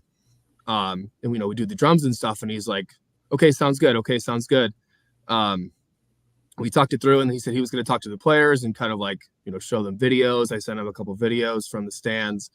And, you know, it came to game time, and I texted him, and I was like, or game day, and I texted him, and I said, hey, you know, don't forget, like I've told everybody. We sent an email. I was like, you know, I think Discord was just starting by then. So we were talking it through on Discord, and, you know, in the section, I was yelling people like, hey, after the game, the players are going to say San Diego and we are going to say We Are. And that first time they came over, it was perfect. You know, like it went off, like it just clicked. It just worked. And it's just taken a life from there. And it's one of the cooler moments, you know, when the whole stadium catches on. And that first time, obviously, it was just us, and then it's grown and it's grown and it's grown. And now it's become this thing where the players, you know, did a U, and they really like, now it's like the whole entire stadium. And even when we did it in the first half this past Sunday, everybody catches on, you know, like we start by, you know, hands up, and it takes a little bit of time. And it's like the whole stadium, like I can almost like feel like families get excited that are in 102 or whatever, and be like, oh yeah, okay, we can do this one, we can go along, and like you kind of feel that a little bit, and like the whole stadium's doing it, and it's really taken on a life of its own. But it is really cool. And yeah, I mean, Victor, you said there, win or lose, because that was one thing Landon talked to me about. He goes, win or lose, and I said, yeah, just like the growler, just like the award trophy, like win or lose, we go hard. So win or lose, you guys come interact with us. And Nick, I know like we've talked a lot about, you know, there's been some losses. They needed some reminding. Players don't go hard. Yeah, they need some reminding. And I, you know, we've talked a lot about that. And I communicated that privately to to some front office members, like, hey man, they can't come over. We go hard no matter what, and if there's a loss, that's not our fault.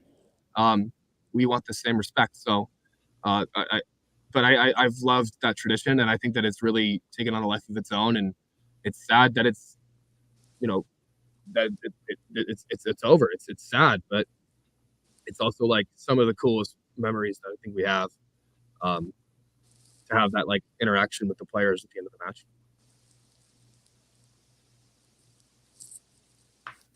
Sorry about that. I was doing some extra typing. Thank you, Steve. Sean, I saw that you need to head out, don't you? Got some work to do. Yes, I do. Although I will finish my soliloquy with this minor thought, which was, I had told them back in August, I said, look, I'm on the road with F1 for the next few months. There is only one more game I can attend in person at Torero, and that's if they host the final. And alas, we did not make it. But I had intended, in the spirit of the two jobs that have kept me going for the last 4 years, I was going to bring a checkered flag with me and wave it at the players. Had we got to the last game, because I thought, okay, well, whatever happens, this is the end. So I was going to make a checkered flag with San Diego Loyal on it and wave it. Just say that's it. Sadly, that would have been awesome. Didn't get to do it, but it's the thought that counts. Well, Sean, thank you again so much for everything you have contributed to the locals, for our enjoyment with all the stats that you gave and following online. Everything, and thankful, selfishly on my end, that you chose to work for free for one more season to help us out, so we could enjoy everything you do to help out. And thanks one last time for coming on the podcast and sharing your stories. Welcome to the life as a volunteer. Yes, it's a reflection of the passion that you guys put in. Really, I mean, because if you guys didn't care, I wouldn't have cared. So it was a reflection of that. And also, you mentioned the life of a volunteer. I thought, look, if you guys are going to volunteer all this time, there's nothing fucking stopping me doing the same thing. So what am I going to do? So that's why I did it. He's one of our own. He's one of our own. Sean Kelly. He's one of our own. All right. Thank you. Right. Thanks, Sean. Enjoy Mexico City. Good night, Sean. Thanks. See you. All right. And then also, I think Chris Garcia was getting ready to head out as well. So I'm going to give him the floor so he can say some final goodbyes. And then we'll get to Tony and Marklin. And hopefully we can squeeze Paul Naku in here as we free up some space. Yeah, I'm gonna free up some space so we can hear from some other amazing people. But just like, love you all. Obviously, like Steve, I've known for so long, going back to like AO San Diego and just like being part of this community together. Like it's been a special ride. But then all these amazing people like Jerry, we kicked ass at trivia tonight and won with 109 points for the culture. So we did that. Nick, like watching you, Capo, has just been amazing. Like the heart and soul you put into everything just warms my heart every fucking time. Like I'm an old man now, so I don't know if I could do that for 90 minutes, but just like yes, you could. Everything you've done has just been special. No, Steve, I got like 45, maybe 50 minutes in me, like at a time. But honestly, like everyone else, like I love you all. Like this is a family, and I know we will spend so much time together, whether it's outside of soccer or whatever. But love you guys all. We love you too, Chris. I just want to Chris, say, thank you. If nobody go ahead, minds, Tony, I have been remarkably critical towards you over the course of the past year due to certain decisions that you have made. Though in the end, I must give you credit. For the last game, you brought out a banger of a Hawaiian shirt, and I think you deserve all the credit in the world for your choice of wardrobe for the occasion. Amen. Amen. Thank you. All right. Yeah, Tony has a really good shirt game, I'd say. We'll give Tony the floor right now to share his memories, and then we'll get to Marklin, and I think we're gonna get Paul in here in just a second. All right, Tony, you're up. Yeah, no, thank you. It's it's been part of the ritual of my life for the past 4 seasons, and that's how I measure years too, is seasons now, right? It's one of those things where there was always something San Diego Loyal going on in my life, whether it's going to training and getting some sound, some audio, fighting for coverage when there was nothing during preseason, right? Like all those things just seem minute in the grand scheme of things, obviously. But I have to thank the team for really having me find the love of the sport once again, as many found it for the first time, many had it rekindled, some, it's turned into that love hate that we all love of the sport, right? And selfishly throughout, and it's incredibly selfish in the way that I wanted to do this, is because I wanted to really also get involved. I wanted to find a way into soccer once again, and I DM'd the San Diego Loyal account before starting any of this to see if there was any chance of like helping out, and I really meant like helping out, like take bags, help set up stuff, like anything. They didn't respond, but it's fine. Yeah, I let her talk with people who did see that, and they're like, oh, okay. But just seeing what it ended up becoming through the pandemic, it really helped me just kind of grasp reality in some way, where the most surreal things were happening across the world. Nobody was talking to each other. I met a lot of you through like this, cameras, and this is how we've been maintaining our relationships and our world from crumbling. We had Zoom watch parties back in the day because we really couldn't do that, and highly questionable live streams from within Torero Stadium that nobody found out, and they're still up there. Like media faux pas. You're not supposed to apparently live stream from within to an audience of Zoom members across the country. But it was honestly just something that it became a labor of love. And I think that's kind of how all of this can be surmised, is that it was all a labor of love, whether it be through 109, the locals, the philanthropic, activities from the club, from y'all, and just being involved in all of that, just really, having pride in San Diego as a whole. And it was a great representation and such a great mix of people. Like, I've never met any of you. Brandon is the only person I know, the voice of National City. If you guys aren't aware, I followed in his footsteps, doing Sweetwater High School commentary. It's the same footsteps as Joe Corona. He just is a little bit more humble than I am about having those same footsteps. But look, it's the thing that I keep saying with anything that happens from here on out with us is that it's the adventure of a lifetime. San Diego Loyal will and forever be the adventure of a lifetime, where I'm never going to forget the people, the team, the players, front office, the experience. And I'm going to cherish it forever. Favorite memories. I mean, man, like, I can't pick. Like I have a Rolodex of just things that come up where, I mean, I can't even tell you. I forget some of these things. I'll go back and watch them and be like, oh wow, that happened. Like, and just being able to experience it with such cool dudes, going to O'Brien, shutting the place down one time with Travis and Tom Phillips at like 2 a.m. During like high pandemics, like highly like probably shouldn't, but we stayed safely away. But it's those memories that like you're never really gonna have a chance to make. These opportunities don't come often to make such impactful, joyful memories in your lifetime, and we've had 4 years filled with those. And that's something that I'll forever be indebted for anybody who, helped this movement of soccer in San Diego. Because that's ultimately what it was. All of this was a giant love letter to the sport of San Diego, what we've all been knowing that's been here, what we've been loving.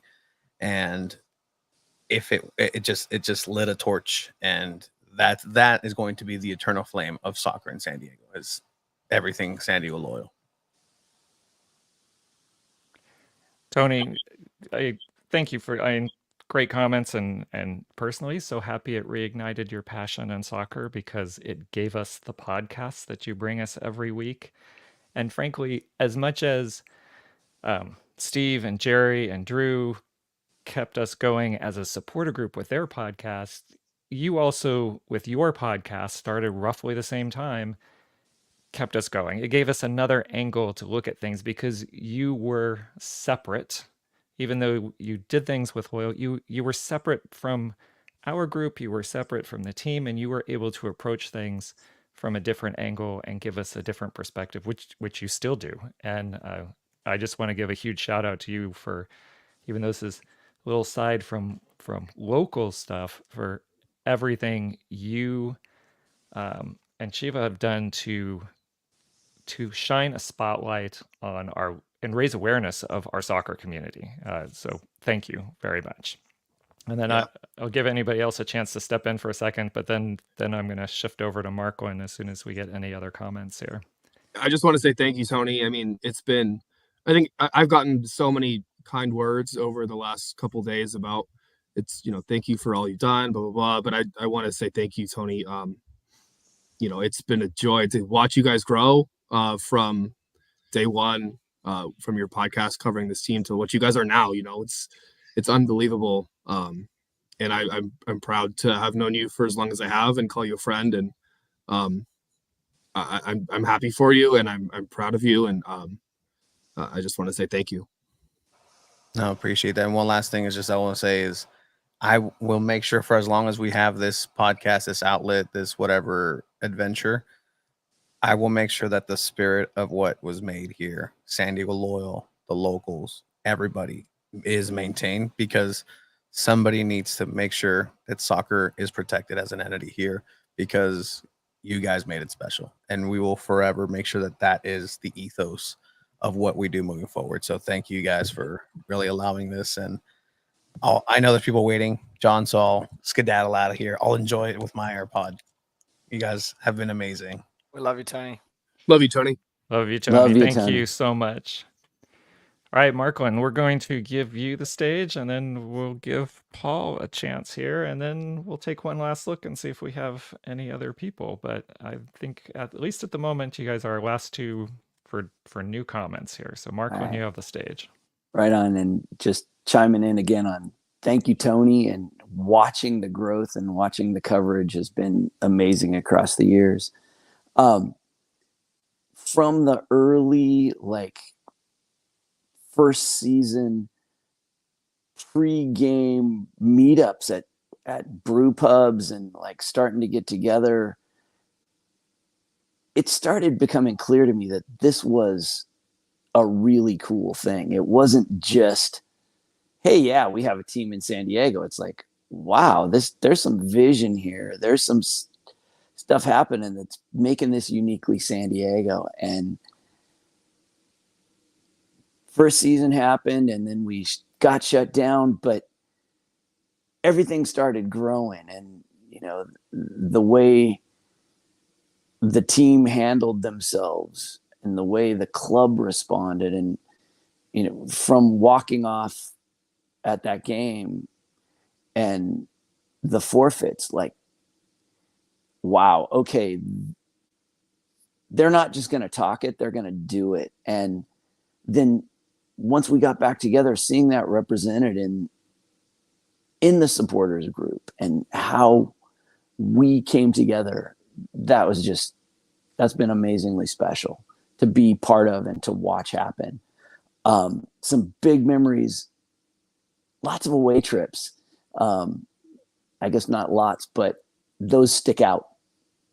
That first LA trip, when we went up there and played in that little stadium, and we went hard for 90 minutes, and some of the LA fans started giving us some lip and stuff, trying to throw it back at us, and we didn't really interact too much and just kept going. And then by the end, they were like, okay, hats off to you guys. You we don't know who you are, but you're all right with us, and like earning that respect on that trip was rad. And then being able to connect with them when they came to Torero, and then finally getting back up there for the US Open Cup game, that was amazing. And then having them just like stoked that we were there and welcoming us back and being like, yeah, all right, we were hoping to see you guys again.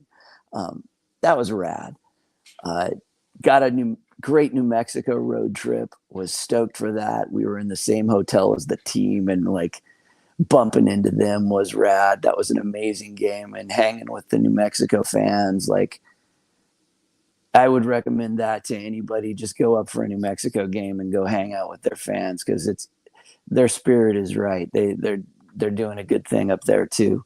But like who we are, our OC games, every time we go up and take over Torero North, all those moments, and so many great moments in 109, so much great stuff. I got to hang with Gabe, and like so many games that he and I got together.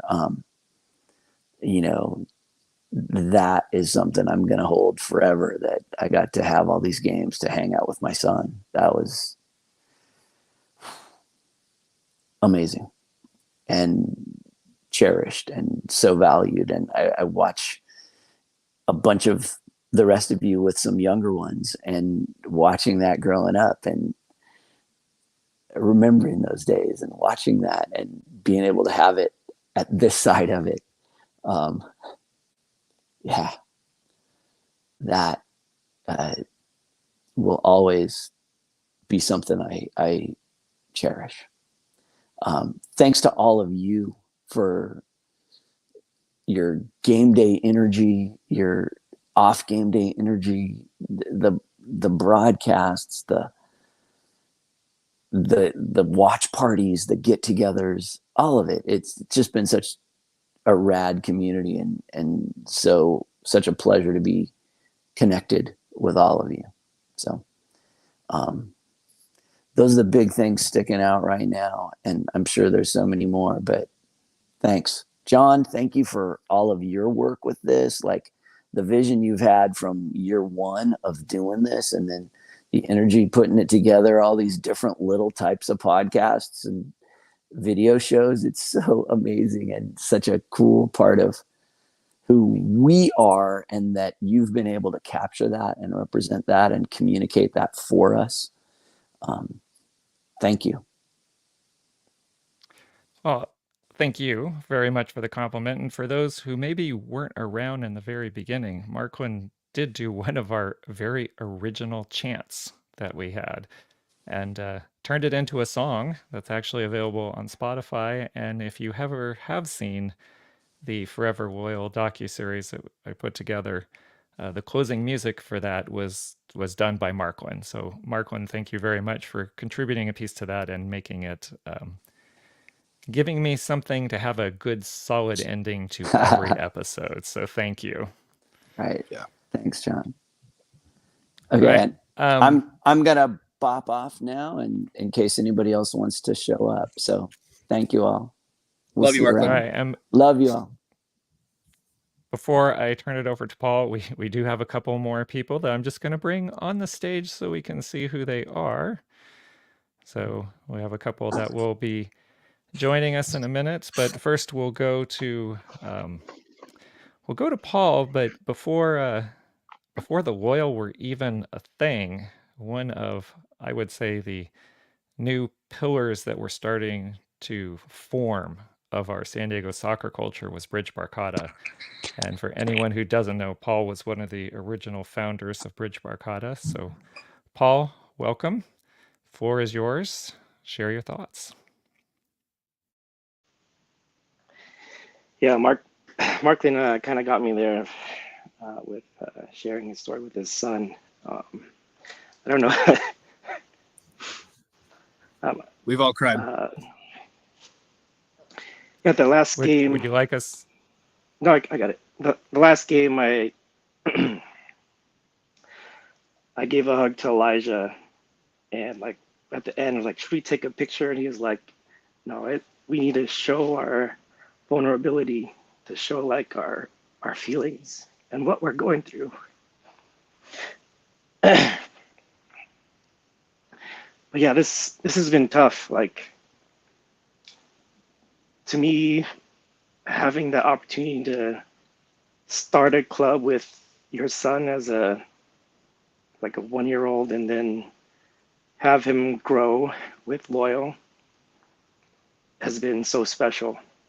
Like, to have something so constant that you can go to, that you can share with your family, and know like this is not only the beginning of you, this is the beginning of this club, and we're growing together. We're going through ups and downs. We went through a pandemic together. We somehow made it through that, and we kept growing. And to me personally, like, being a father isn't easy. And I feel like this club, this community, has really kept me together, because I had some very low points, and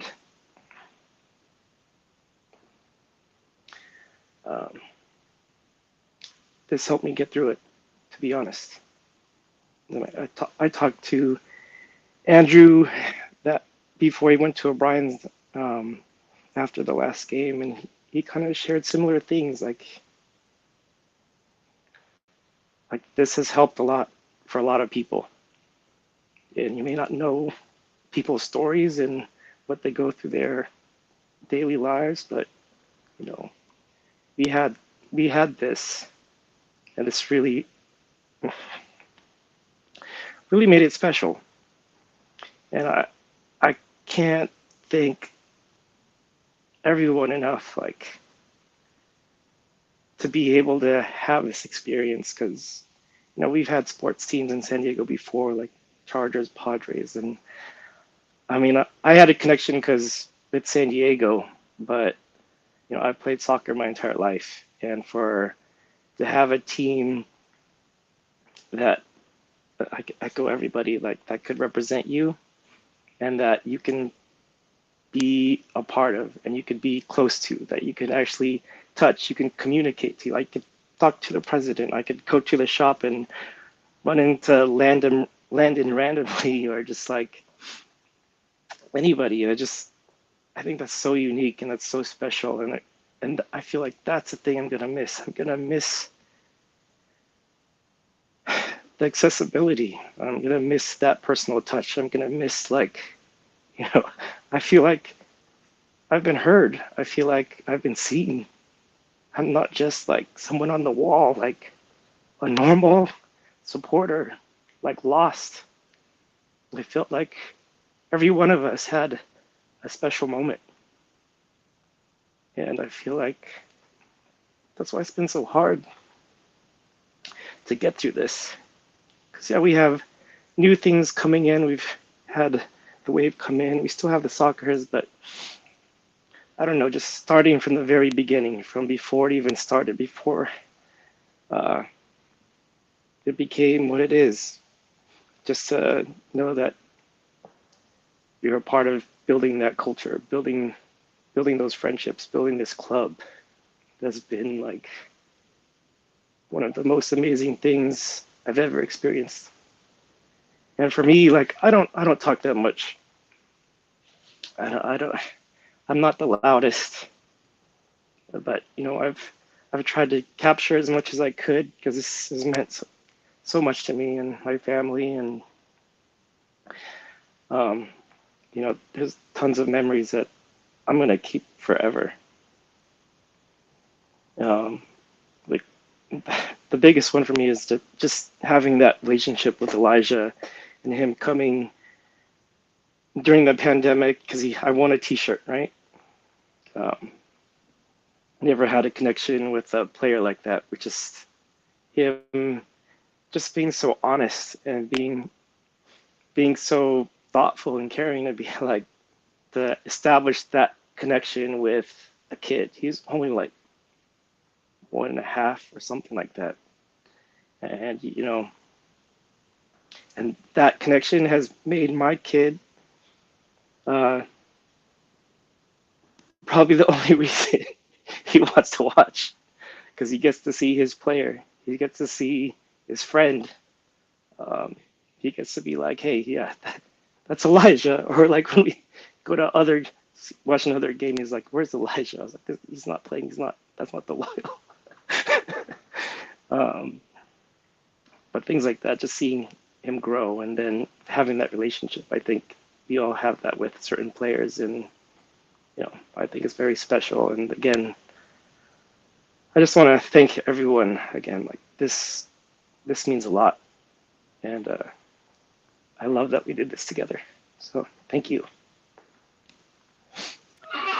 Thank you, Paul. You said you don't talk a lot and stuff, and that might be true, but every time I've had a conversation with you and I've heard you speak from the heart, and I think you share and say things that a lot of people are feeling that sometimes they don't share as well. And you have on your own contributed so much to this community. Some of you know I started a project before called Soccer Shorts, but that whole thing was what Paul and Carl and them started with Bridge Barcata, and I just came out to play one time and thought it would be a good story, and it turned into a whole separate project for me. So, Paul, you've always been true to the community and everything, and I want to thank you for everything you've done and frankly helping me stay connected early on in the fallout of the original MLS Soccer City campaign. So that Bridge Barcata helped get me through things as well and put that together. So I want to say thank you to you for all you've done for me and for everyone else as well. Yeah, and we've gone through this without even mentioning the Fiends, which we can't not mention that. It's been such a rad addition to our supporter community in 109, and you see the vests and they're all custom done, and it's like it's so much time. I mean, I think that a lot of people here in leadership, and they know how much time that it takes to do something you love and to volunteer, but like how much you put into Fiends and how much that's added flavor and a little extra to 109 is just I can't explain it. Like, it's so cool. So I just want to say thank you for that, because it's something special, and it's something that you created and you were passionate about, and all the patches and vests and the flags and banners and stuff. I know it's a lot of work, but it's really fucking cool. So thank you. It's been a pleasure. I think this has definitely been an outlet for that creativity and just to be able to express yourself in whatever way you want. And this has been that space, and it's been so open and welcoming. And like, to me, that's don't really have that many spaces like that. So thank you. All right. Thank you, Paul. I'm going to turn it over to Weston now. Weston, thank you so much for coming on, especially just as we all know how much you have done as really at the end here as our liaison, but happy to have you on and happy to have you share your thoughts with us. So the floor is yours. Well, hi, John. Thank you. I appreciate that. I had a soccer game of my own tonight. Otherwise, I would have been with you guys this whole time. I just got home and had a feeling you guys might be still on. So wanted to pop in and just to be here, share the space with you guys. I don't have much to say. What I put in the Discord earlier today, was from the heart, and I'm not much of I like you said, Paul, I'm still processing, I guess is the best thing I can say. I don't have deep words for y'all right now. I just wanted to be with you guys in this time. And that's kind of what I've always tried to do. So share my gratitude for you all. And yeah, just for being there from the start with me. So if anyone has any questions, I guess I can answer those about the past, or wants to reminisce about road trips or things we were at together. Happy to do that. But yeah, I'm pretty drained at the moment. When did you become so awesome, Weston? Can I share a memory? When I about met Weston? you guys. Weston was the first person that I met when I came to San Diego. I came down to the club to get a season ticket, and I knew that I wanted to be in the supporters section. And he was the first person I met. I'd been stuck at home for 2 months. The only person I could talk to was my wife, my lovely wife. But even after 2 months of doing nothing, moving from another country, having no friends, first person I met was Weston, and he could have just sold me a ticket. I was an easy sale. I was always going to pay. Could have just sold me a ticket and been like, have a good day. But he said, hey, no, you're new to town. Let me show you around. Let's grab a beer. Come out, play soccer with this group. And he really went the extra mile. And I know I've told you, and I told Ricardo, there's nobody in San Diego at the club who's grown loyalty more than Weston has. And I will fucking charge the gates of hell for you, brother.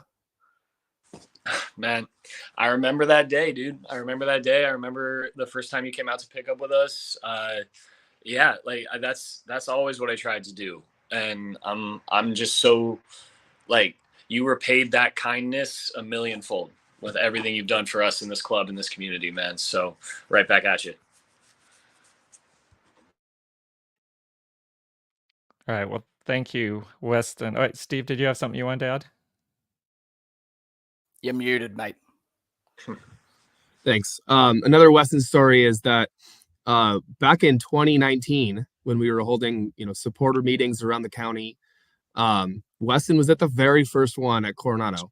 I remember that very specifically. You were in your Spurs jersey and you talked about your time in Memphis and the supporters group there. And I was like, wow, that's rad. Like, that's a really cool story. And then I remember kind of staying in touch, and you were like, yeah, I think I'm going to try to go for a position with the club. And I was like, oh, hell yeah, that's great. Like, I'm sad for us, but I'm happy for you.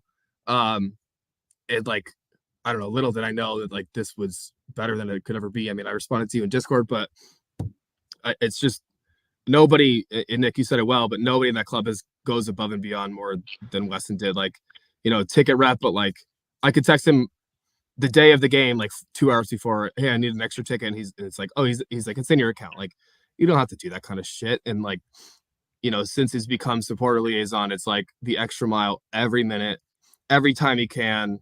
It's always like, last parking lot, not this last game, but the game before, like, we really needed an extension cord, and he like ran around and found one. Like, that's not in your job description, but like, it's just who you are. And we would not be anywhere near where we are without Weston. It's nowhere close. Like, it takes a village. I think I said that earlier. And like, it's not just a village of our people, but it takes great people all around it. And like, I don't know. I think whoever picks you up, they should be fighting over you.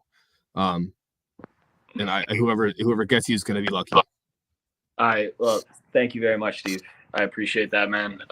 Shout out to my incredible, amazing girlfriend, Lauren, who was also at that first meeting of the locals, and fun fact, was the only female in attendance. But has been with me and this club every single step of the way. So I just wanted that to shout her out real quick. But yeah, shout out. Thank you to all of you guys. Again, the kind words mean a lot. And part of it never felt like a job, man. I knew how lucky I was to be in the position I was in. That's why, like, going above and beyond felt like the bare minimum.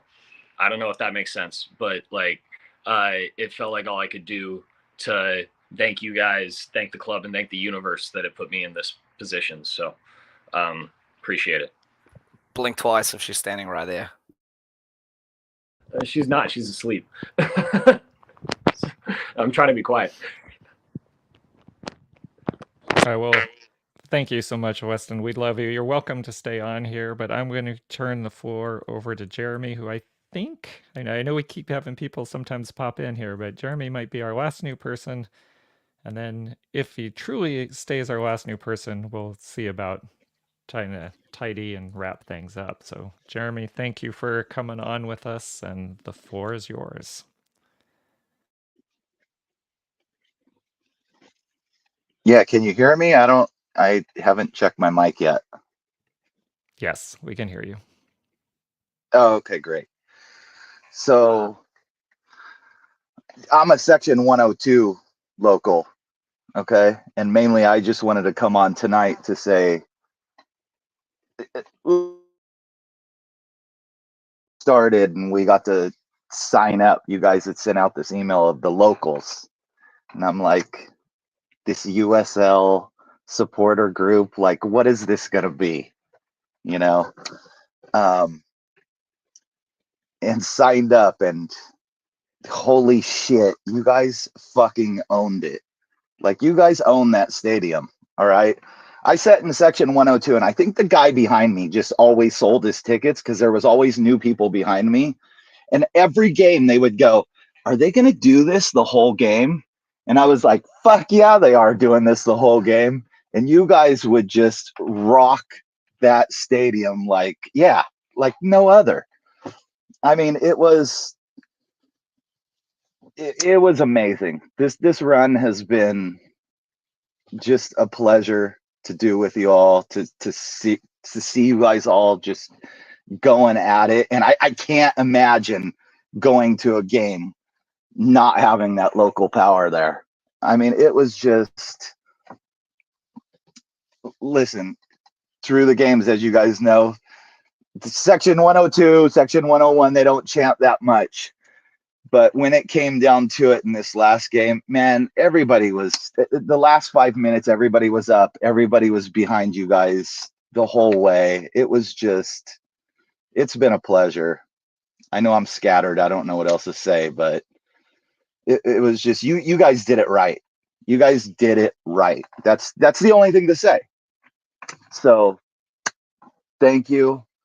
One other thing I wanted to say too was to the dads here that got this with their kids. Consider yourself blessed. Look, I got here in 1997. I've raised 2 kids that are twins that are now 24, and I never got this with them. So hold those memories tight, guys, because you're lucky. You're lucky. So hold on to that. But thank you guys again. Oh, last thing. I'm only locals number 32 because I was in New Zealand at the time.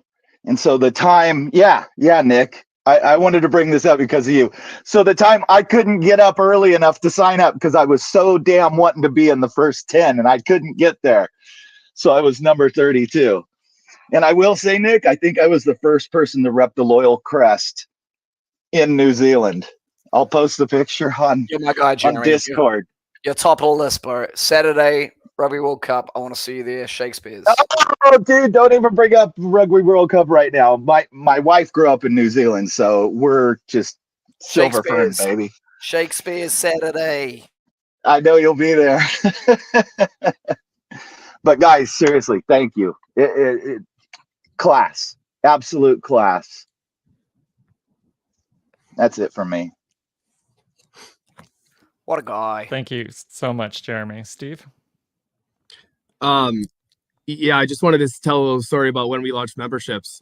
We finally set everything up. We went through our tests. Me and Drew and Jerry and Daryl. We were actually heading into one of the meetings with Brandios. It was Friday afternoon. The 4 of us were sitting at the bar at Stone Liberty Station. Ironically enough, Stone. My laptop, and we were working on it, and Drew had his laptop out, and he was like, I think it's ready. And we were all sitting there. We all looked at each other and we were like, well, who's going to sign up first? And we were like all doing this, the Spider-Man pointing thing, like, you do it. No, you do it. You do it. Who's going to be number 1? No, you do it. You do it. And I don't know how I ended up signing up first, but I was like, I'm just going to do it. Like, we're just arguing for like 5 minutes. And so we did it, the 4 of us, we went to our meeting, and then we actually met up with John and DK at Bay City after they were doing Finest City football podcast, something like that. When DK and Jerry were doing a podcast, and John, I think you were the guest. They were interviewing me for Soccer Shorts. Yep. Yeah. and we showed up and we said, well, we signed up our 4. We hadn't released anything yet. And I said, well, John, you want to be our first guinea pig and number 5? And then DK signed up number 6. And then we said, well, we've got the email list. You know, these 2 went through. Let's launch it. And we shot out the email. And you know, we talk about memories. That night was one of the coolest memories because it was like people were getting on board. People were jumping on board with what we were doing from the start. You know, it was really cool. It was just I could look up the numbers, but I think we had over 100 the first night. By day 2, it was like 150 or 160. It just flew through. Yeah, it just flew through. So it was really cool. And yes, I know, Lydia, apologies to you. Number 8. That's a but solid position on the field, though. Solid number. 8. Yeah. Solid. Midfielder, killing. What Yeah. number is Bryce? Bryce is number 11. We signed Bryce up before he was born. Jimmy Mushaban. Yeah. So he's got number 11 to anybody who is jealous. My unborn son had a number. But yeah, it's really cool. Yeah. That was a cool night too. Yeah, if you want to know your number, DM Hit us up. Taylor. Hit up Taylor. He's the director of membership. He'll be able to hit you up with your number.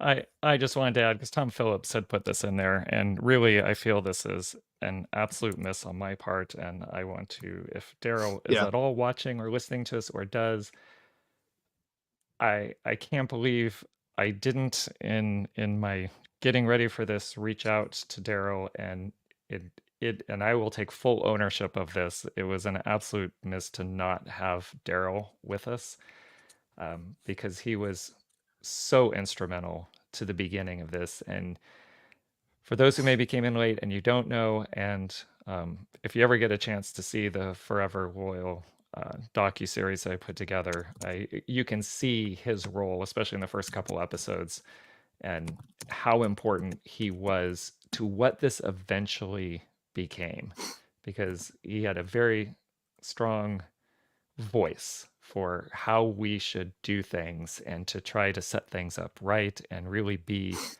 the standout supporter group that we became. He helped, along with Steve and along with Jerry and along with Drew, helped lay that groundwork, and he is as important to the beginning first steps of this as any of the other 3. So I apologize to everyone for that, because it really would have been good to get some of Daryl's perspective on here. And Steve, I don't know if you have anything you want to add there. Yeah, I mean, none of this is possible without Daryl. Like, there's no doubt about that. I mean, you know, I knew him through AOSD back in the day, and then you know, to go really far back, me and him really got going even before we got really involved with Soccer City, with 1904. When 1904 was in the really early planning stages.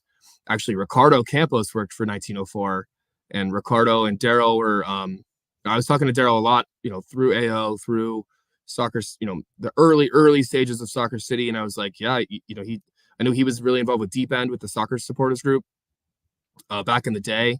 Basically ran that, and I was like, well, you know, I'd love to get involved with building something on a local level.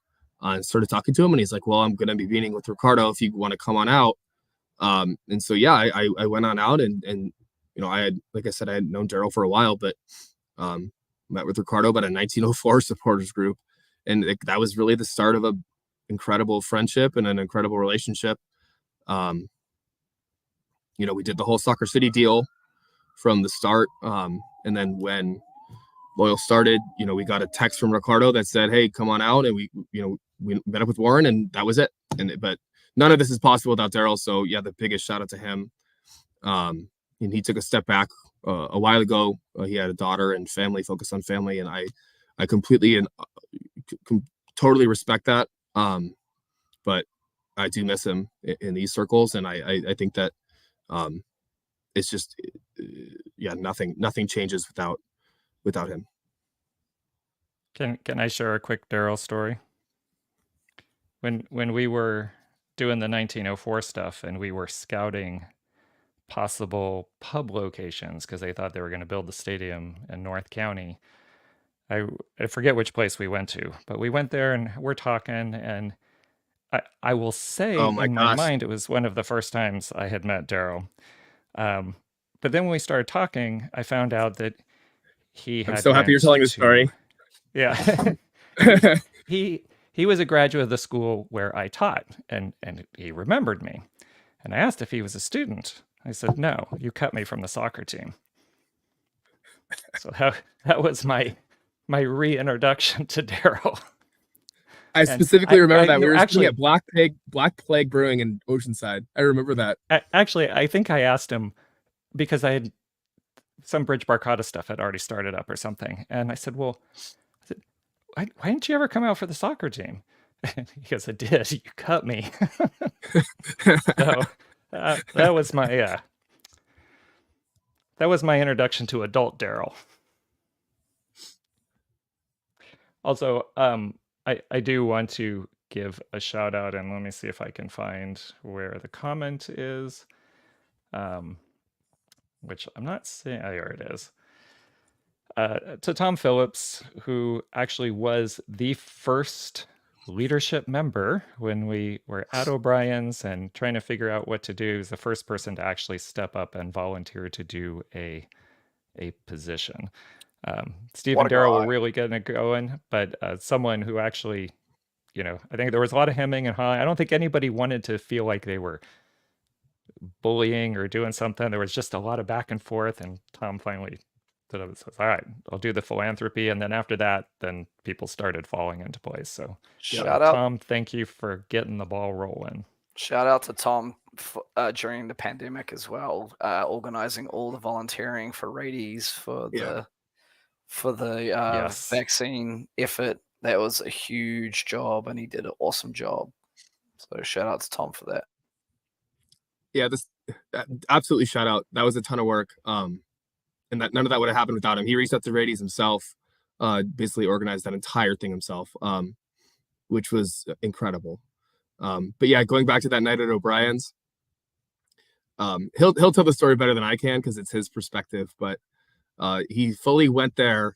Yeah, he fully went there, not signing up for anything, and then he left there a part of leadership.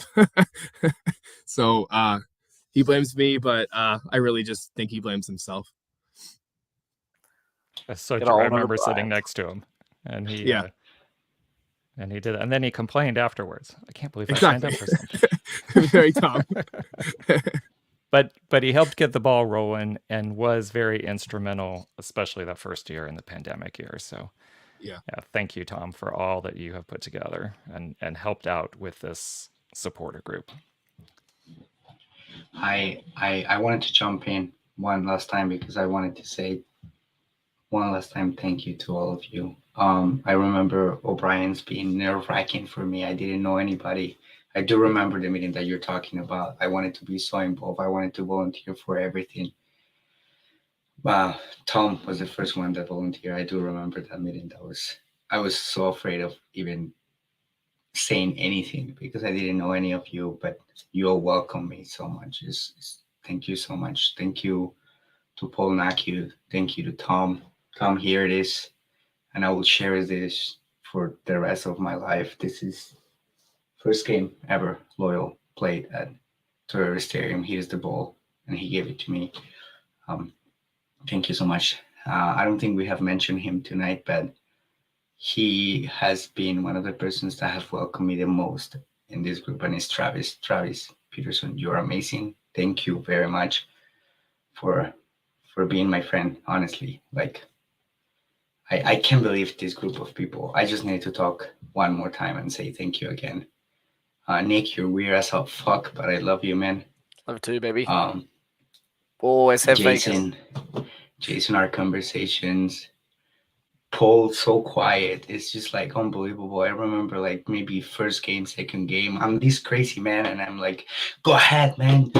You need to be a part of it. You need to like go and scream with us. And Paul was like, nope, that's not me.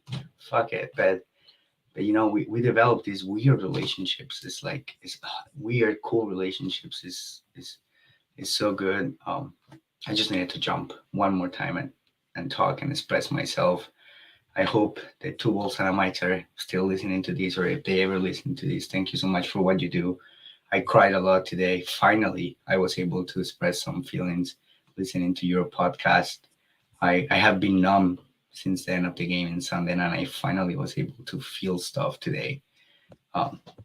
So thank you, all of you. Thank you, John, for including me. I honestly do not know you. Like I feel that I didn't know you, and you're always including me. It's like you want to be part of this. It's like no, I don't know. I don't like, but you were always trying to include me in this stuff, and thank you for making me part of this community. And I will be forever grateful for this. Thank you very much. Thank you, Chappie. I can't believe Travis Peterson's name barely came up at all this whole evening, because really ought to give. And thank you, Chappie, for mentioning that, because a huge shout out has to go to Travis for the tifos, the artwork, the t-shirt designs. I mean, everything.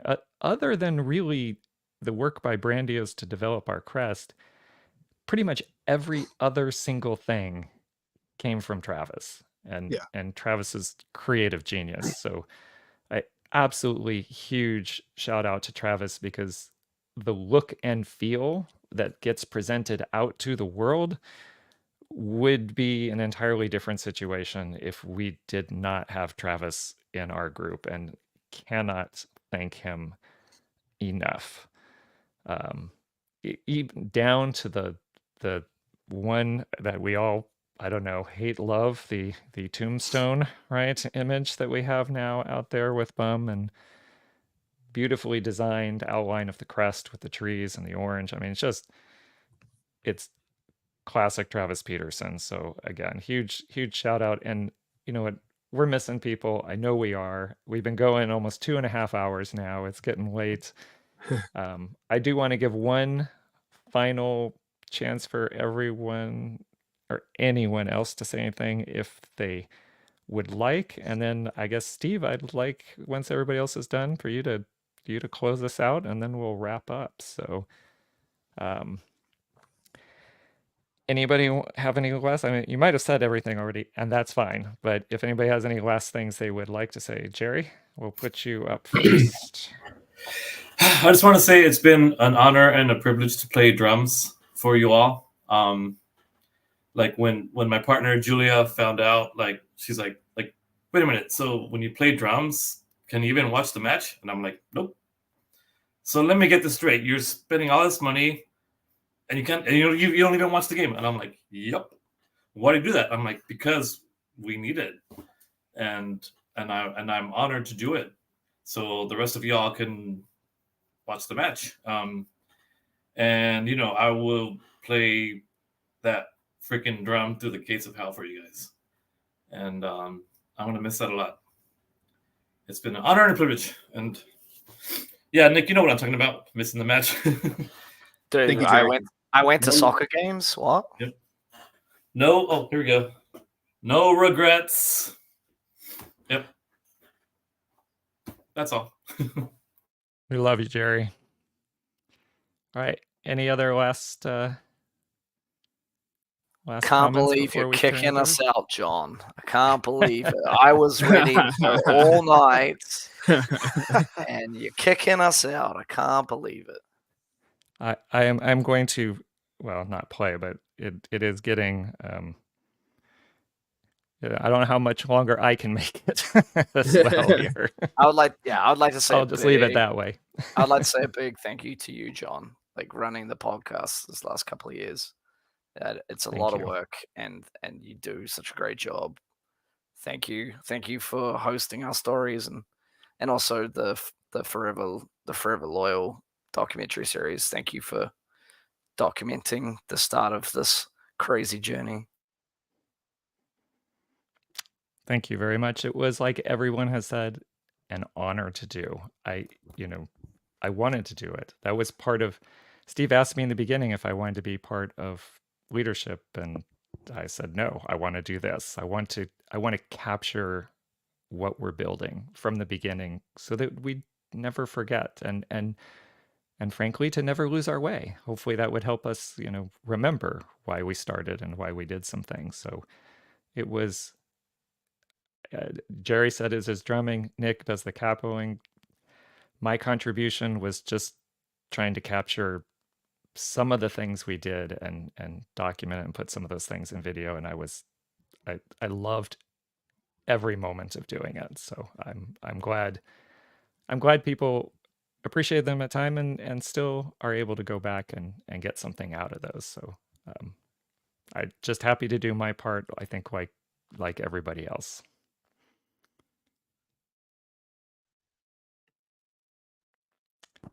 All right. Steve? Oh boy, I wasn't ready yet. I think I'll just start with what everybody else is saying. It's just been an honor to have started something and kind of dreamed up something that's become a reality. You know, it's not just maybe at the start it was maybe my vision and what I envisioned and wanted some supporter culture and supporter group to be for this club. And through a great team of leadership that's joined up and through an amazing club, it's become better than I ever thought it would be. And I've made countless friends and there's, countless friends for life that no matter where this goes, like that won't change. My son has so many aunts and uncles that he's going to grow up with, that he wouldn't have had if this didn't become a reality. I just want to thank everybody for doing this, for doing all the work. I mean, especially leadership. I mean, it's a bunch of work. It's a thankless job, because you put the work in and then on the match day it comes to life, and you feel it. It's not like, you don't get a thank you every game. Even if you do, it doesn't. It's like it doesn't matter, and I don't want to say that to be negative, but it's like you don't need to thank me. Like I did this because I loved it and I wanted to build this community and to build this culture and to let this become a reality. And I'm just so proud of what we've all built together. I don't feel like this is mine. I feel like this is everybody's. And so I don't know. It's really hard to put into words what I feel. I feel like it's a chapter closing. I feel like it's just been an amazing time. It's like, people have said it before. It's the best 4 years of my life. I've had a family. I have a family here at home, and I have a new family that's 400 plus members that, I can call and talk to and confide in. And, when times get tough, I give people a call, and, they're new people that I never knew a couple years ago. And there's some people that I knew, years ago that I'm closer with now than I ever were. It's just been the ride of my life. And we talked about it. I don't know where things are going. But right now I don't even really care. I'm just living in the moment. And I'm just so happy. I'm so like fulfilled with what this has become. And obviously I'm sad it's over. I wish we were planning a bus trip to OC so bad, but here we are. And it's devastating, but at the same time it's fulfilling. It's wild. It's wild to think back on all the memories. And I think Nick, we really could be here all night talking this through. But here we are. And ultimately I just, I know I'm rambling here, but at the match, I was crying pretty uncontrollably. And then after at O'Brien's, the tears kept coming up, and I can't tell you how many people kept coming up to me and saying, thank you for what you've done. Thank you for what you've built. And it's humbling, but it's appreciated, but it feels unwarranted because it's not like I did this, it's like everybody did this. I was just a piece of the puzzle, and I'm proud of the work that I've done and what I've been able to contribute to this. So I give a heartfelt thank you back to everybody. Thank you, Steve. You were our leader, as someone said earlier, our only leader, our George Washington. I think it was Andrew at the beginning when we first started this podcast 2.5 hours ago. You have been. You have been the one that has led the way for the entire charge. So I want to thank you for everything you've done. Thank you for being here tonight. I want to thank everybody else who's currently on the screen. I'm not going to name everybody's name at the moment, but we had so many people pass through tonight as well. Thank you for everybody who came on and shared. Thank you to everyone in the comments. I especially want to thank Tom Phillips for the last 5 minutes for reminding me of all the people we forgot to remember. Like, we need to do another one of these. So just super quick shout out to, we talked about Travis designing everything. Well, all the stuff you're wearing is thanks to Eileen. She's the one who actually made it happen, from Travis's drawing to getting the actual merchandise. So huge shout out to Eileen. Laura, who was there at the very beginning as part of the board, Jason, and of course, and again, I'm probably leaving someone out, but I'm going to finish with Drew Steck, because we wouldn't have Bum the dog without Drew. And Bum is our identity, and that is all thanks to Drew Steck.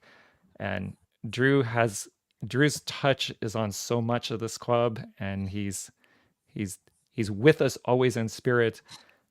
He's out of state. He's at Extra Local now, but Drew also, I mean, as Steve said, yes, Steve, we absolutely thank you for your leadership and guiding us through this, but so many people played such an important role every step of the way. It's wild. Everybody did. Even It's just wild. all the people who constantly lent their voice in 109 so it could be as amazing as it was. I mean, everybody contributed, and I think that's one of the reasons why this group was so special and the community was so strong. Yeah, I mean, shout out to Blick, all the parking lots the past couple years. That's all been him. I'd be remiss to not shout out my wife, who's been de facto part of leadership since day one. Allowing me to put all this time in and time away from the kids and the family. It's a lot. It's a lot. I spend a lot of time on this. I have over the last couple of years, and that's all time away from the family that she's taken on. So I'd be absolutely remiss if I didn't give her a shout out. And then we could shout out for hours, Nicole. We could, yeah. We could really keep going. Victor, Sean Stone, our VP, the past couple of years, all the meetings and organization, like it's just been, it's really something we could just pile on and just keep going, because there's been so many people who have made this what it is. There's so many hands in this, and it's like, it wouldn't be what it is without everybody who's touched it. Right. It is what it is, and it's like beautifully diverse because of everybody who's been involved. And I'm just so proud of that. I've been at the top, but president of the supporters group for the last 4 years. All right. Well, one final thank you to everyone. Thank you to everyone who has, whether you're watching live with us, you're the 30 plus people who have been with us pretty much the whole night on the chat, or that you're listening to it later on a podcast. Thank you, everyone, for all that you've contributed. Remember, we're not done yet. We have some things to do. So our regular Tuesday podcast will continue for the next several weeks as we start working through what happens next. But those are conversations for another week. We will wrap this one up. Again, one last thank you to everyone for helping out tonight, sharing the memories, and making this supporter group the best supporter group ever. Preach. All right. Thank you all. Everyone.